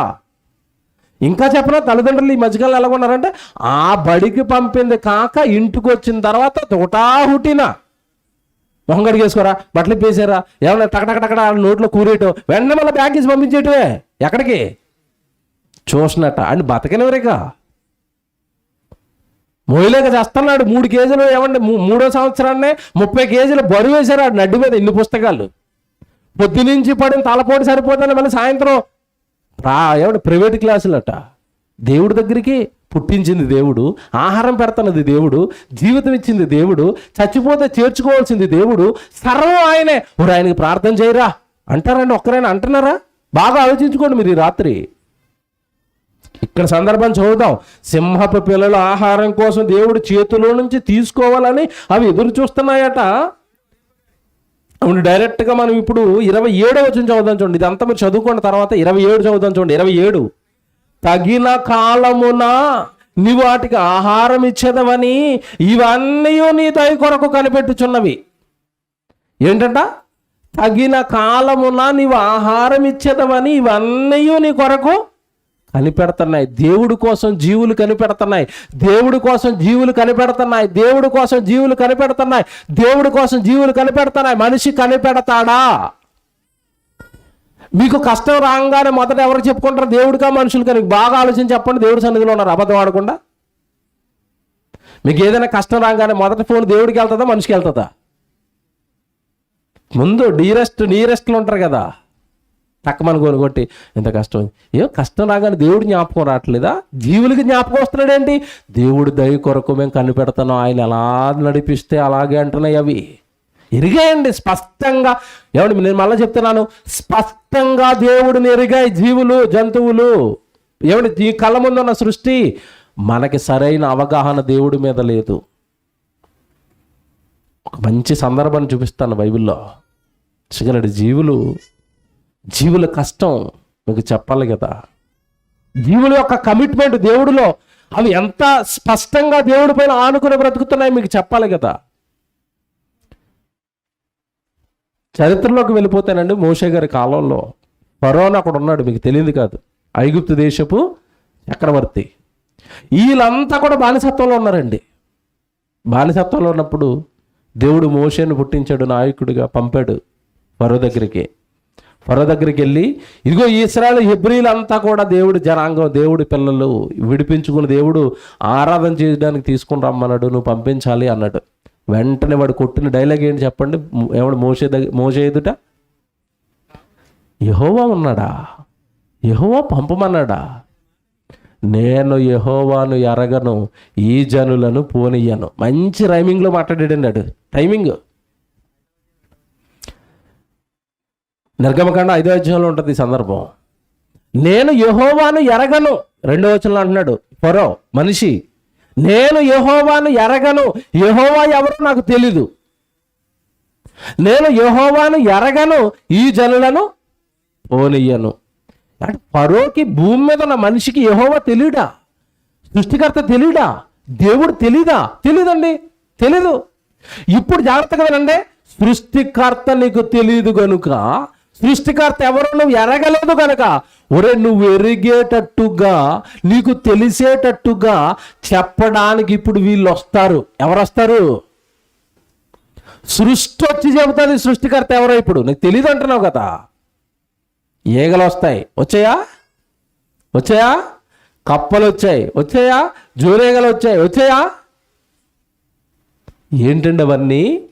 సృష్టికర్త ఎవరో చెప్పడానికి వచ్చిన సృష్టి. ఎందుకంటే మనిషికి తెలియదు కదా, నేను ఎరగనంటున్నావు కదా, నీకు ఎవరో చెప్పాలి కదా. చెప్పాడండి. 8వ అధ్యాయానికి వెళ్ళేసరికి అండి చాలా చేశాడు. అంతకుముందు ఏమండి, కింద కర్రను పడేయమన్నాడు, పాముగా మారిపోయింది, తోక పట్టుకోగానే కర్రగా మారిపోయింది. నువ్వేనాడు చేసేది, మామూలు కూడా చేస్తారన్నాడు, పట్టించుకోలేదు. రెండోదిగా వాడు పరిసర ప్రాంతాలలో ఉన్న నీళ్ళన్నీ రక్తంగా మార్చేశాడు, అది పట్టించుకోలేదు. ఇప్పుడు ఇంకొక మహత్కార్యంతో, ఇంకొక అద్భుతంతో మోషే గారు ఫరోగాడు ముందుకు వచ్చాడు దేవుడు పక్షాన. ఏం చేశాడు తెలుసా? ఒరే నువ్వు నమ్మనంటున్నావు కదా దేవుడిని, దేవుడు ఎవరో నాకు తెలియదు అంటున్నావు కదా, దేవుడంటో ఎవరో చెప్పడానికి నీ దగ్గరకు వస్తున్నాయి. ఇప్పుడు ఏమొస్తున్నాయి తెలుసా? కప్పలు వస్తున్నాయి. మోషే అహరోనులతో చెప్పాడు, నాయన వెళ్ళండి, వాడి ఇంటిని, వాడి సర్వస్వాన్ని మొత్తం కప్పలతో కప్పేయండి అన్నాడు. ఎస్ అన్నారు, వచ్చారు.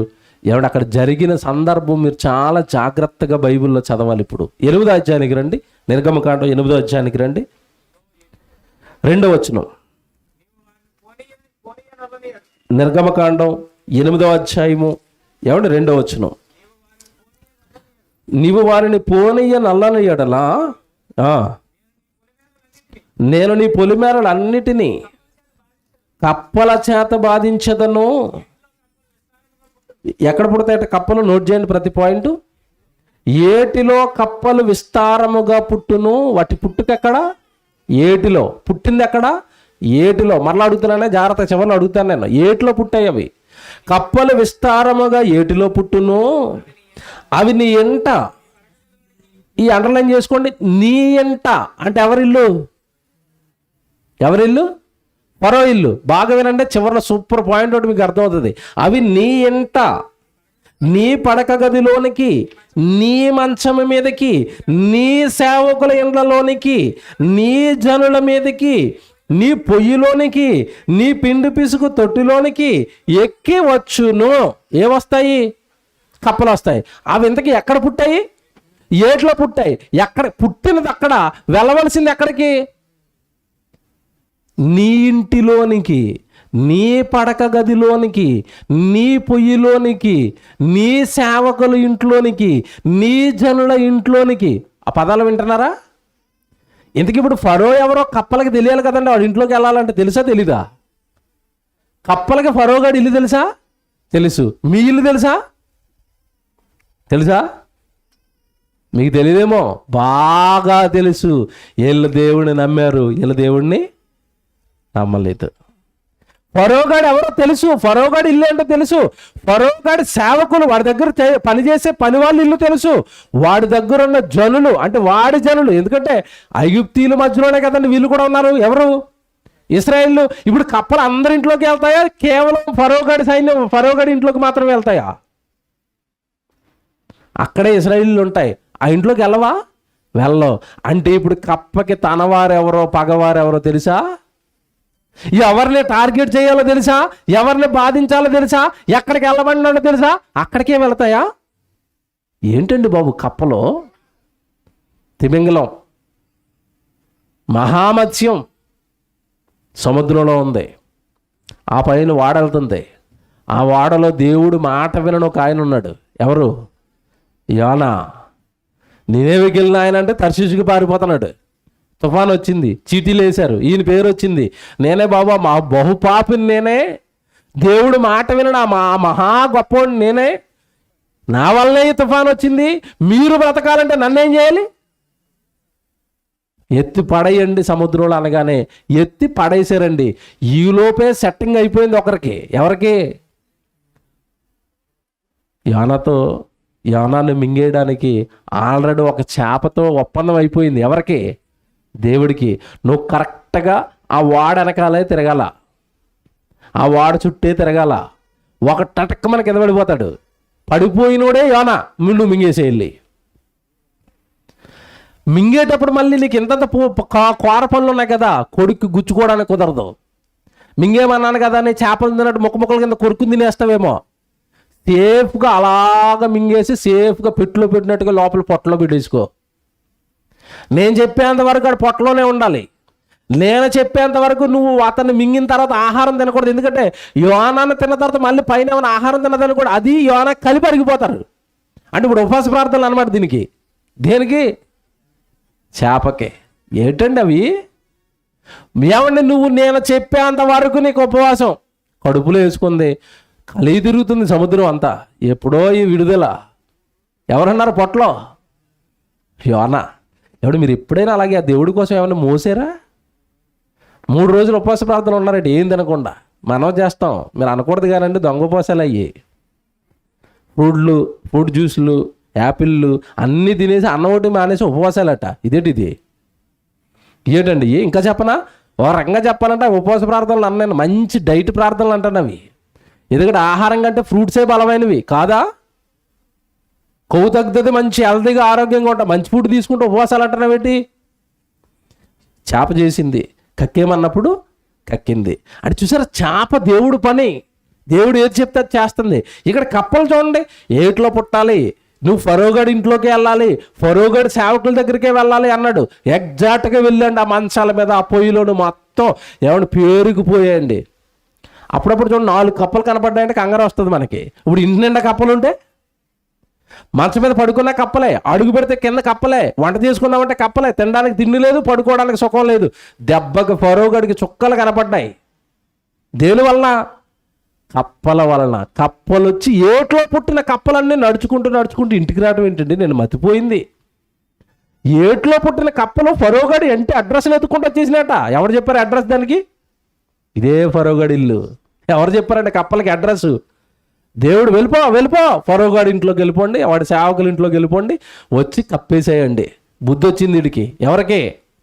యెహోవాను ఎరగనన్న వీడు మోషే అహరోనులు పిలిపించాడు. అయ్యా, మీ కప్పల దాటికి మేము బ్రతకలేకపోతున్నాం, నన్ను క్షమించి మీ దేవుడిని వీటిని కొంచెం తీసేయమనండి అన్నాడు. ఇక్కడ జాగ్రత్తగా వినండి, చదువుదాం చూడండి. నిజంగానండి కప్పల యొక్క కమిట్మెంట్ బయటపడుతుందండి. ఇక్కడ 8వ అధ్యాయము, ఏమండి 8వ అధ్యాయము 6వ వచనం చదువుదాం. అహరోను ఐగుప్తు జలముల మీద తన చేయి చాపెను, అప్పుడు కప్పలు ఎక్కి వచ్చి ఐగుప్తు దేశమును కప్పెను.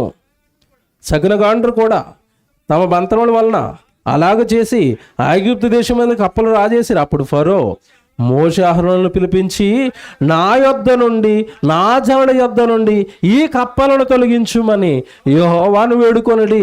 అప్పుడు యెహోవాకు బలి అర్పించుటకు ఈ ప్రజలను అగత్యముగా పోనిచ్చెదనను. అందుకు మోషే, నన్ను గెలిచినట్టుగా నివసింపవద్దు, ఈ కప్పల విషయములో ఈ కప్పల శేషము ఏటిలోనే ఉండినట్లు అవి నీ మీద నీ ఎండ్లలోనూ ఉండకుండా చంపబడినట్లు నీ కొరకు, నీ సేవకుల కొరకు, నీ ప్రజల కొరకు నేనెప్పుడు వేడుకొనవలనో చెప్పమని ఫరోను అడగగా అతడు రేపే అనును. అందుకు దేవుడైన యెహోవా మాట చొప్పున జరుగును. అనగా కప్పలు నీ యొద్ద నుండి, నీ ఎండ్లలో నుండి, నీ సేవకుల యొద్ద నుండి, నీ ప్రజల యొద్ద నుండి తొలగిపోవునని, అవి ఏటిలోనే ఉండునను. మోషే అహరోనులు ఫరో యొద్ద నుండి బయలుదేరినప్పుడు యెహోవా ఫరో మీదకి రాజేసిన కప్పల విషయంలో మోషే అతని కొరకు మొర్రపెట్టగా యెహోవా మోషే మాట చొప్పున చేశాను. కనుక ఎండ్లలోనేమి, వెలుపలనేమి, పొలములలోనేమి కప్పలు ఉండకుండా చచ్చిపోయెను. అది అండర్లైన్ చేయండి అక్కడ. ఏటట? ఏ ఇండ్లల్లో కానీ నీ పొలాలలో కానీ కప్పలు ఉండకుండా చచ్చిపోయాను. కప్పలు ఉండకుండా చచ్చిపోయాయి. పుట్టమంటే పుట్టాయి. ఎక్కడ? ఏట్లో. వెళ్ళమంటే వెళ్ళాయి. ఎక్కడికి? ఫరోగడి ఇంట్లోకి, పొలంలోకి, పొయ్యిలోకి, మంచం మీదకి. ఇక మీ పని అయిపోయింది, చచ్చిపోండి అన్నాడు. ఏమైపోయా? ఏమర్థమైంది ఇప్పుడు మీకు? పుట్టమంటే పుడతాయా? వెళ్ళమన్న చోటకి వెళతాయా? చెయ్యమన్న పని చేస్తాయా? చచ్చిపోమంటే చచ్చిపోతాయి. ఇప్పుడు మన జీవితం చెప్తాను. ఇప్పుడు బాగా వినాలి. దేవుడు మనల్ని పుట్టించాడు. పరలోకం నుండి ఈ లోకానికి మనం వచ్చాం. వచ్చింది మనం ఎందుకు చెప్పండి? భూలోకానికి ఎందుకు వచ్చాను చెప్పండి? ఏ పని మీద వచ్చాను చెప్పండి? ఆయనకి మహిమ, కీర్తి, స్తోత్రములు తీసుకొని వచ్చి దేవుడు ఉన్నాడని ప్రకటించడానికి, దేవుడు జ్ఞానం చెప్పడానికి నువ్వు వచ్చావు. ఆ పని మీద వచ్చావు. ఆ పని మీద వచ్చిన నీతో అన్నాడు, నేను నీ కోసం ప్రాణం పెట్టాను యేసుప్రభువు అంటున్నాడు. నువ్వు కూడా నీ సహోదరుల నిమిత్తం ఏం చేయాలి? ప్రాణం పెట్టాలి అన్నాడు. ఏమన్నా యాస్టీజ్గా కప్పలకి ఏదైతే చెప్పాడో ఈరోజు మనకు అదే చెప్పాడు. కప్పలు కరెక్ట్గా చేసాయి, మనం చేస్తామా?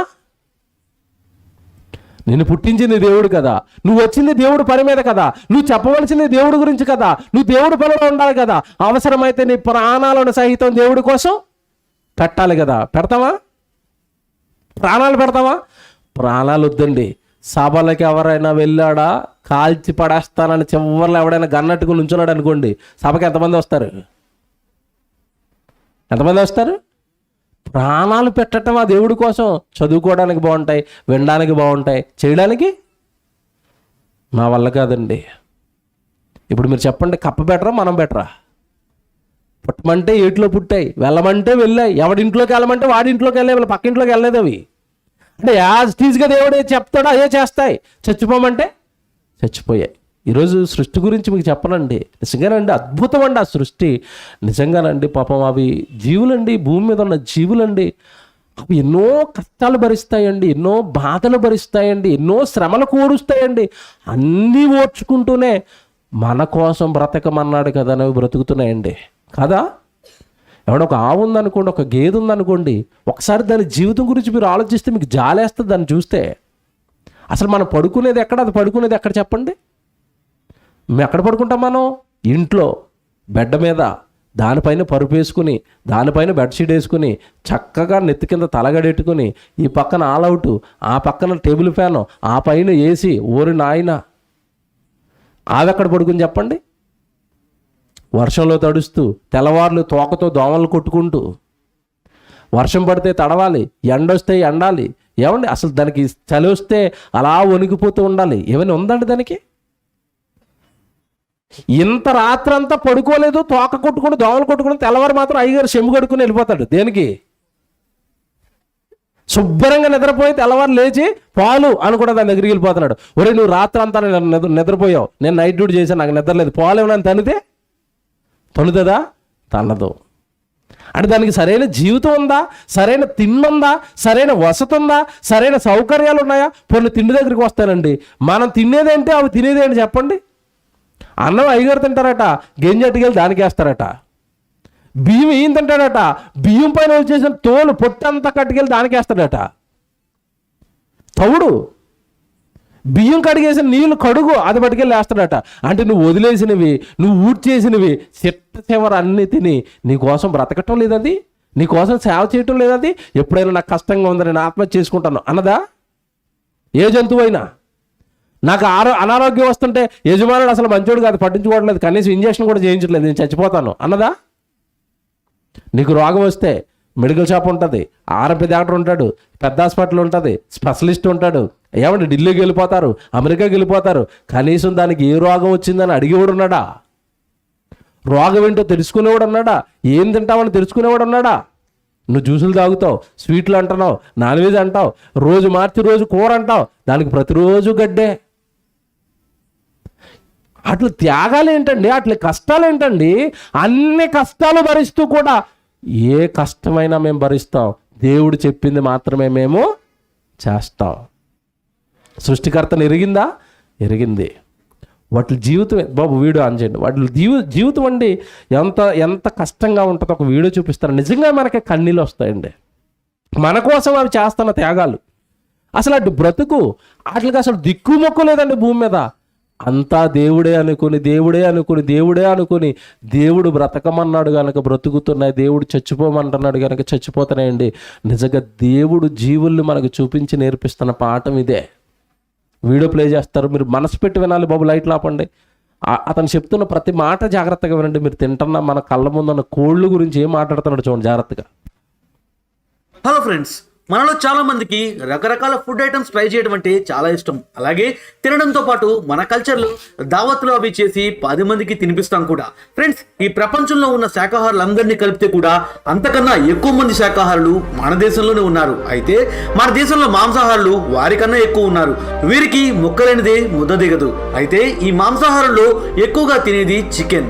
Sunday, birthday, marriage day, promotion, ఇలా ఏ సందర్భానికైనా సరే చికెన్ వండుకుంటాం. అంతలా మన ఆనందంలో కలిసిపోయిన ఈ చికెన్ యొక్క నిజ స్వరూపాన్ని మనకు తెలియకుండా చికెన్ ఇండస్ట్రీ చాలా అంటే చాలా జాగ్రత్త పడుతుంది. ఈ వీడియోను ఫన్నీ లైన్స్ తో మొదలు పెట్టాను, కానీ ఇక్కడ నుండి వీడియో కొంచెం డార్క్ టర్న్ తీసుకోబోతుంది.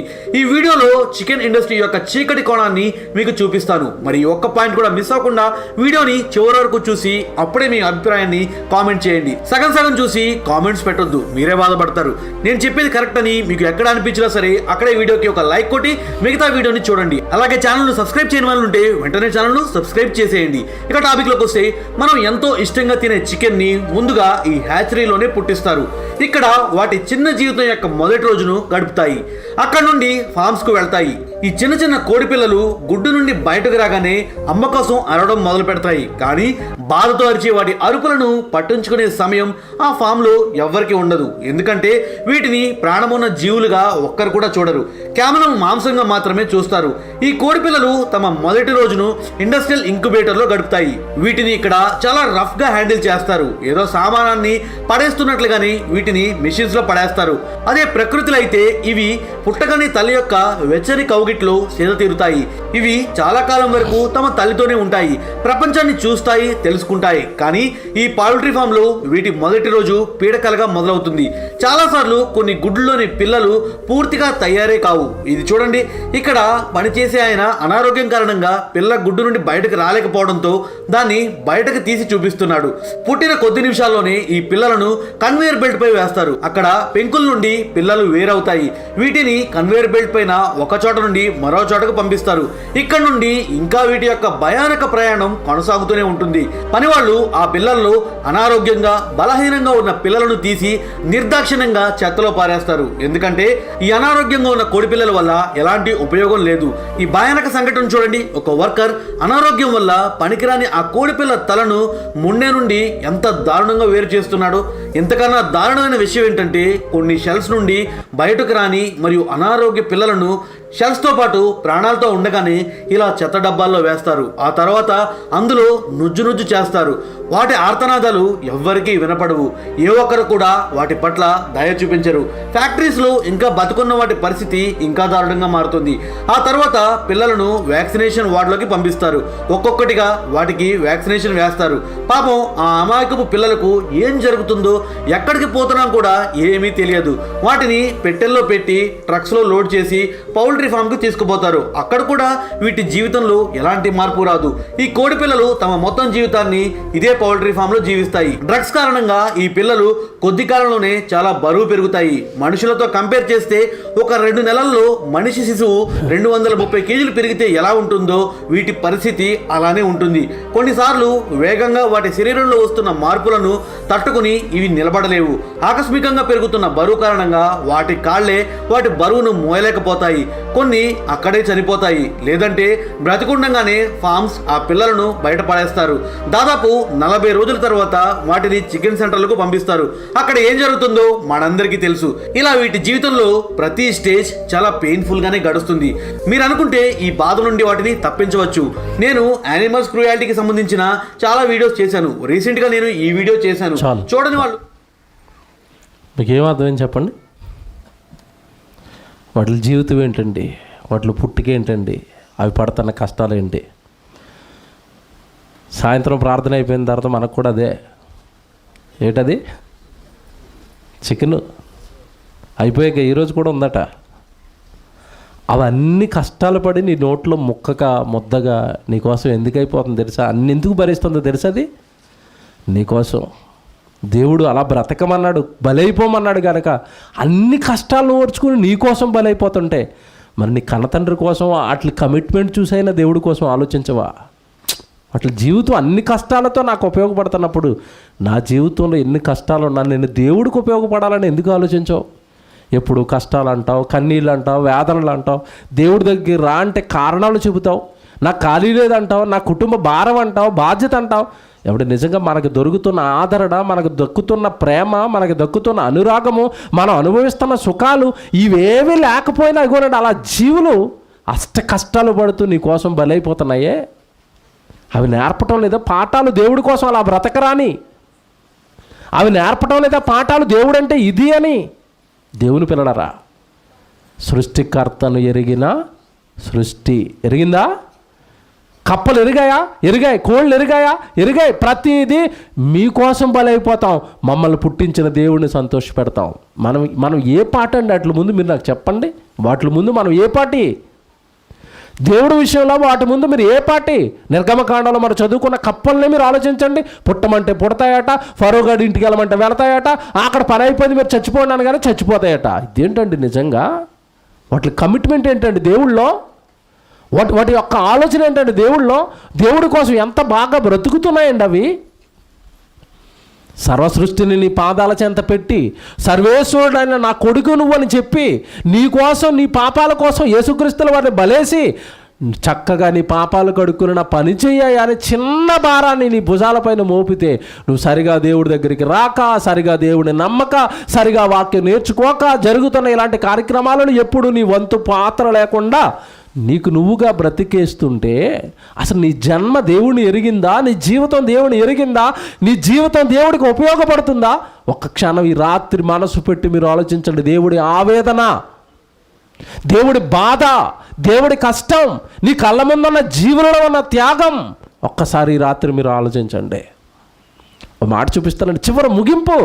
నిజంగా ఇక్కడ కూర్చున్న మీలో ఎవరికి మనసున్నా మీ మనసు కదిలిపోతుంది ఆ మాట విన్నప్పుడు. జీవులు ఏమని ప్రార్థన చేస్తానో తెలుసండి దేవుడికి? కీర్తన గ్రంథం 104వ కీర్తన 28 మళ్ళీ చదువుదాం చూడండి. కీర్తన గ్రంథం చివరి మాట, కీర్తన గ్రంథం 104వ కీర్తన 27 కూడా ఒకసారి మళ్ళీ జ్ఞాపకం చేద్దాం. 27 ఇందా చదువుకున్నది ఒక్కసారి జ్ఞాపకం చేద్దాం చూడండి దాన్ని. తగిన కాలమున నీవు వాటికి ఆహారం ఇచ్చేదవని ఇవన్నీ నీ దయ కొరకు కనిపెట్టుచున్నవి. నీవు వాటికి పెట్టునది అవి కూర్చుకొనును. నీవు గుప్పిలు వెప్పగా అవి మంచి వాటిని తిని తృప్తిపరచబడును. 29 చాలా జాగ్రత్త చదువుకోవాలి, అండర్లైన్ చేసుకోండి. 29 నీవు ముఖమును మరుగు చేసుకొనగా అవి కలతపడును. అబ్బా, ఏటట? జీవట, ఒక చెట్టట, ప్రకృతట. దేవా దేవా దేవా అని ప్రార్థనలు చేస్తాయట. వాటికి అన్ని సర్వజీవుల కళ్ళు దేవుడి వైపే ఉంటాయట. దేవుడు గనక తన ముఖమును మరుగు చేసుకుంటే వాటిల్లో ఏమొచ్చిందట? కలత. ఏంటి 2 రోజుల నుంచి ప్రార్థన చేస్తానో నాకేమో ఆహారం పెట్టడం లేదు, నేనేమైనా తప్పు చేశానా, దేవుడు నా మొర వినటం లేదేంటి, దేవుడు నా మొర ఆలకించటం లేదంటే అని కలతట. దేనిలో? జీవిలో. ఏమంటే ఓపెన్గా అడుగుతున్నాను, మీ ప్రార్థన దేవుడు విననప్పుడు, మీకు సరైన సమాధానం దేవుని ఎదుట రానప్పుడు మీరు ఎప్పుడైనా కలతపడ్డారా? మీ మనసు ఎప్పుడైనా చింతించిందా? నేను బాగున్నానో లేదనంటే నేను ప్రార్థన చేస్తున్నాను కానీ నేను అనుకున్నది సరిగా దేవుడి కోసం చేయలేకపోతున్నాను, దేవుడు నన్ను ఏమైనా విడిచిపెట్టాడా, దేవుడు నన్ను ఏమైనా దూరం పెట్టేశాడా, నా మాటలు ఏమైనా నచ్చటం లేదా? నా క్రియలు ఏమైనా నచ్చటం లేదా? మా బ్రతికేమైనా నచ్చటం లేదా? మా కుటుంబం ఏమైనా దేవుడికి విరోధం అయిపోయిందా? మా పిల్లల్లో ఉన్న భక్తి ఏమైనా సరిపోవటం లేదా? నాలో ఉన్న భక్తి ఏమైనా సరిపోవటం లేదా? దేవుడు మమ్మల్ని పట్టించుకుంటున్నాడా? దేవుడి కాపుదల్లోనే మేము ఉన్నామా? ఎప్పుడైనా ఈ విధమైన కలత ఏర్పడింది మీలో? బాగా ఆలోచించండి, బాగా ఆలోచించుకోండి. ఆయన తన ముఖమును మరుగు చేసుకొనగా జీవుల్లో ఏటట కలత కలత కలత కలత. స్టన్ అయిపోయానండి ఆ వచనాన్ని అర్థం చేసుకున్నప్పుడు. నేను స్టన్ అయిపోయాను. దేవా దేవా దేవా అంటాయట. ఆయన కనబడకపోతే, ఆయన దగ్గర నుంచి సమాధానం రాకపోతే, ఆయన ఆశ్రయం, ఆయన కృప, ఆయన మేలు, ఆయన తోడు దొరకకపోతేనట జీవులలో కలతట, కలవరం అట, బాధట. ఏమండి నేను మాట్లాడుతానండి, బాగా మనసు పెట్టి ఆలోచించాలి మీరు. ఇన్ని కష్టాలు పడుతూ భూమి మీద దిక్కులేని బ్రతుకుతూ ఎన్నో శ్రమల మధ్య, ఇరుకుల మధ్య బ్రతుకుతూ కూడా దేవా అనుకుంటూ ఆ దేవుడు కనబడకపోతే, దేవుడి నుంచి సమాధానం రాకపోతే అది కలత పడుతుంటే, సర్వసుఖాలు అనుభవిస్తున్న నీలో ఎంత ఉండాలి దేవుని కలత? సర్వసుఖాలు అనుభవిస్తున్న నీకెంత రావాలి భయం? ఇన్నిచ్చాడే, నా కుటుంబాన్ని కాపాడాడే. కరోనా కాలంలో అధికారులు పోయారు, డబ్బున్న వాళ్ళు పోయారు, బాగా ఆరోగ్యంగా ఉన్న వాళ్ళు పోయారు. నన్ను మాత్రం దేవుడు ఉంచాడండి, మహాకృపండి. నేను ఏం ఉపయోగపడుతున్నాను దేవుడికి? నేను ఏమైనా బాగా బ్రతుకుతున్నానా భక్తిగా? నా జీవితం ఏమైనా బాగుందా? ఎప్పుడైనా దేవుడి విషయమైన ఇలాంటి కలత వస్తుందా? కలత వస్తుందా? లేదండి, వదిలేశారండి అందరూ. ఇష్టం ఉంటే వస్తాం, ఇష్టం లేకపోతే రాము. అన్ని పరిస్థితులు బాగుంటే ఇస్తాం, బాగోపోతే ఇవ్వం. మేమేం చేయమంటారు? ఈ సెంటిమెంట్ మిస్ అయిపోయారేంటి? దేవుడితో కలత మిస్ అయిపోయారేంటి? నిజంగా దేవుడి విషయంలోనండి జీవులకున్న మనసు ఈ రాత్రి మీరు గ్రహించాలి. అందుకే టైటిల్ ధైర్యంగా వేశాను నేను. ఏమని? సృష్టికర్తను ఎరిగిన సృష్టి ఎరుగని మనిషి. అన్ని విషయాల్లో వాటి ముందు ఓడిపోతున్నాం కదండి. కింద మాట 29 బాగా చదువుదాం. నీవు ముఖమును మరుగు చేసుకొనగా అవి కలతపడును, నీవు వాటిని ఊపిరిని తీసివేయినప్పుడు అవి ప్రాణములు విడిచి. అబ్బా దేవా ఏటి మమ్మల్ని చూడటం లేదు అంటే మేము చనిపోవాలని డిసైడ్ చేశారా? ఓకే మై లార్డ్, మీరు మా ఊపిరిని తీసేస్తే మేమేమైపోతాం? చచ్చిపోయి మంటిపోలేకపోతాం. మీరు బ్రతకమంటే బ్రతుకుతాం, మీరు మీ పిల్లలకి సేవ చేయమంటే చేస్తాం, మీరు చచ్చిపోమంటే చచ్చిపోతాం. బాబ్బా మీకు ఎలాగుందండి మనసుకి? ఒకసారి కోడి పిల్లలను ఆలోచించండి, మీ ఇంటి ముందు కుక్క పిల్లలు ఆలోచించండి, మీ ఇంటి ముందు ఆవును ఆలోచించండి, మీ ఇంటి ముందు మేకను ఆలోచించండి, మీ ఇంటి ముందు చెట్టును ఆలోచించండి, ఎగిరే పక్షిని ఆలోచించండి. జీవులండి, జీవుల్లో ఉన్న మనసండి ఇది. జీవుల్లో ఉన్న మనసండి దేవుడి పట్ల. దేవా సేవ చేయమంటే చేస్తాం, చచ్చిపోమంటే చచ్చిపోతాం. ఇవే లక్షణాలు యేసుప్రభులో కనపడతాయి. మనకి కనపడ్డాయా?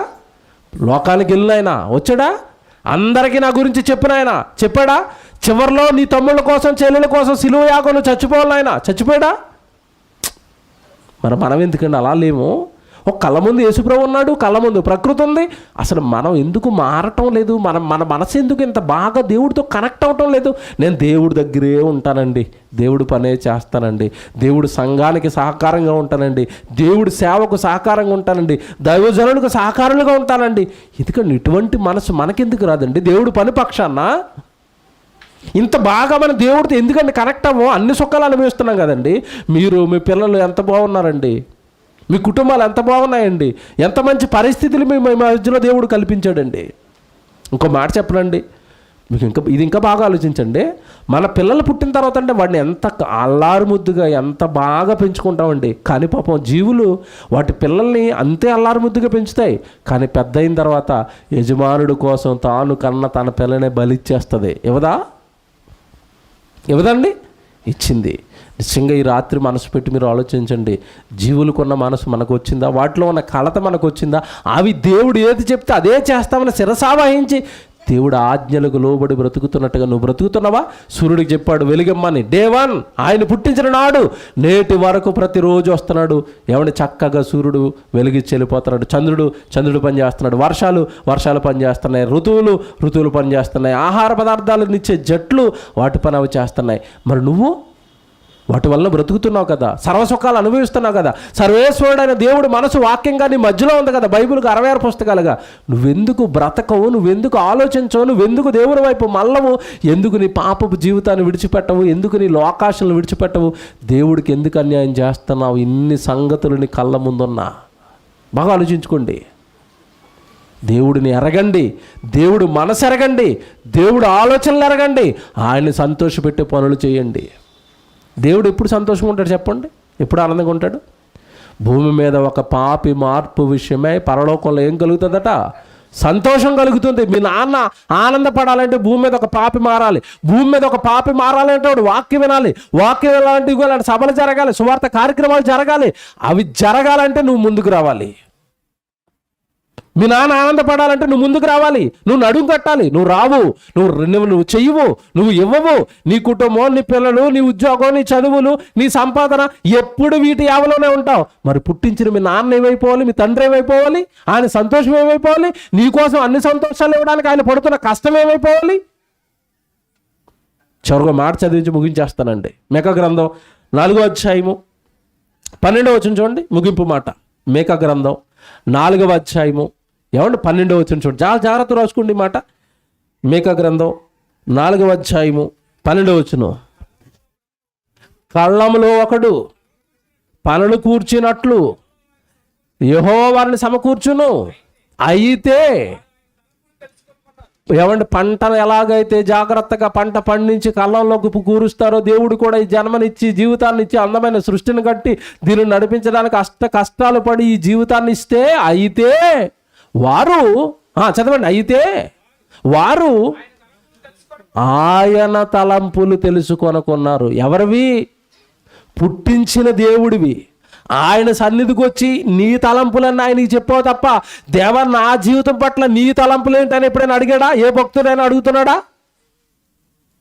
ఆయన తలంపులు తెలుసుకొనుకున్నారు. తర్వాత చదువుతాముడు, ఆయన ఆలోచనలు నీ జీవితం పట్ల ఆయన ఆలోచనలు ఏంటి?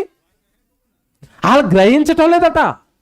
ఎందుకు పుట్టాను, నా మీద దేవుడు నా తండ్రి ఏ ఆశలు పెట్టుకున్నాడు, ఏ కలలు కన్నాడు, ఎవ్వరు ఆలోచించరట. ఆయన తలంపులతో ఆయన ఆలోచనలతో సంబంధం లేదు. గుడికి వస్తాడు, నాకు ఇల్లు కావాలి, పొలం కావాలి, ఉద్యోగం. ఎప్పుడు నీవే ఆయనకి చెప్పుకుంటావా? ఆయన ఏంటని అడగవా? ఆయన కోసం ఏమి చేయవా? ఆయన కోసం కష్టపడవా? ఆయన కోసం జీవులు ప్రాణం పెట్టినట్టుగా ప్రాణం పెట్టవా? జీవులు కష్టపడుతున్నట్టుగా కష్టాలు పడవా? ఏముండదండి మనిషి దగ్గర. అందుకే నాలో మనుషులకు దేవుడు అర్థం అవ్వలేదు, ఆయన తలంపులు అర్థం అవ్వలేదు, ఆయన ఆలోచనలు అర్థం అవ్వలేదు. ఎంతసేపు ఇతడు ఆలోచనలన్నీ దేవుడి పైన రుద్దడానికే ప్రయత్నిస్తాడు. ఎరగలేదు, తెలుసుకోలేదు దేవుణ్ణి. మాకు తెలుసని అంటారా? నేను చెప్పనక ఇంటికి వెళ్ళిపోయిన తర్వాత తీతు 1:6 చదువుకోండి, 16 చదువుకోండి. తీతు 1:16 చదువుకుంటే, వారు ఈ దేవుణ్ణి ఎరుగుదమని వారు చెప్పుకుందురు, కానీ అసహ్యులను అవిధేయులను ప్రతి సత్కార్యము విషయములో భ్రష్టులనై ఉండి వాళ్ళ కార్యముల వలన దేవుణ్ణి ఎరగమన్నట్టుగా ఉండిపోయారు అంటాడు అక్కడ. తీతు 1:16 రాసుకుని చదువుకోండి. పేరుకు చెప్తున్నారట దేవుడు మాకు తెలుసని.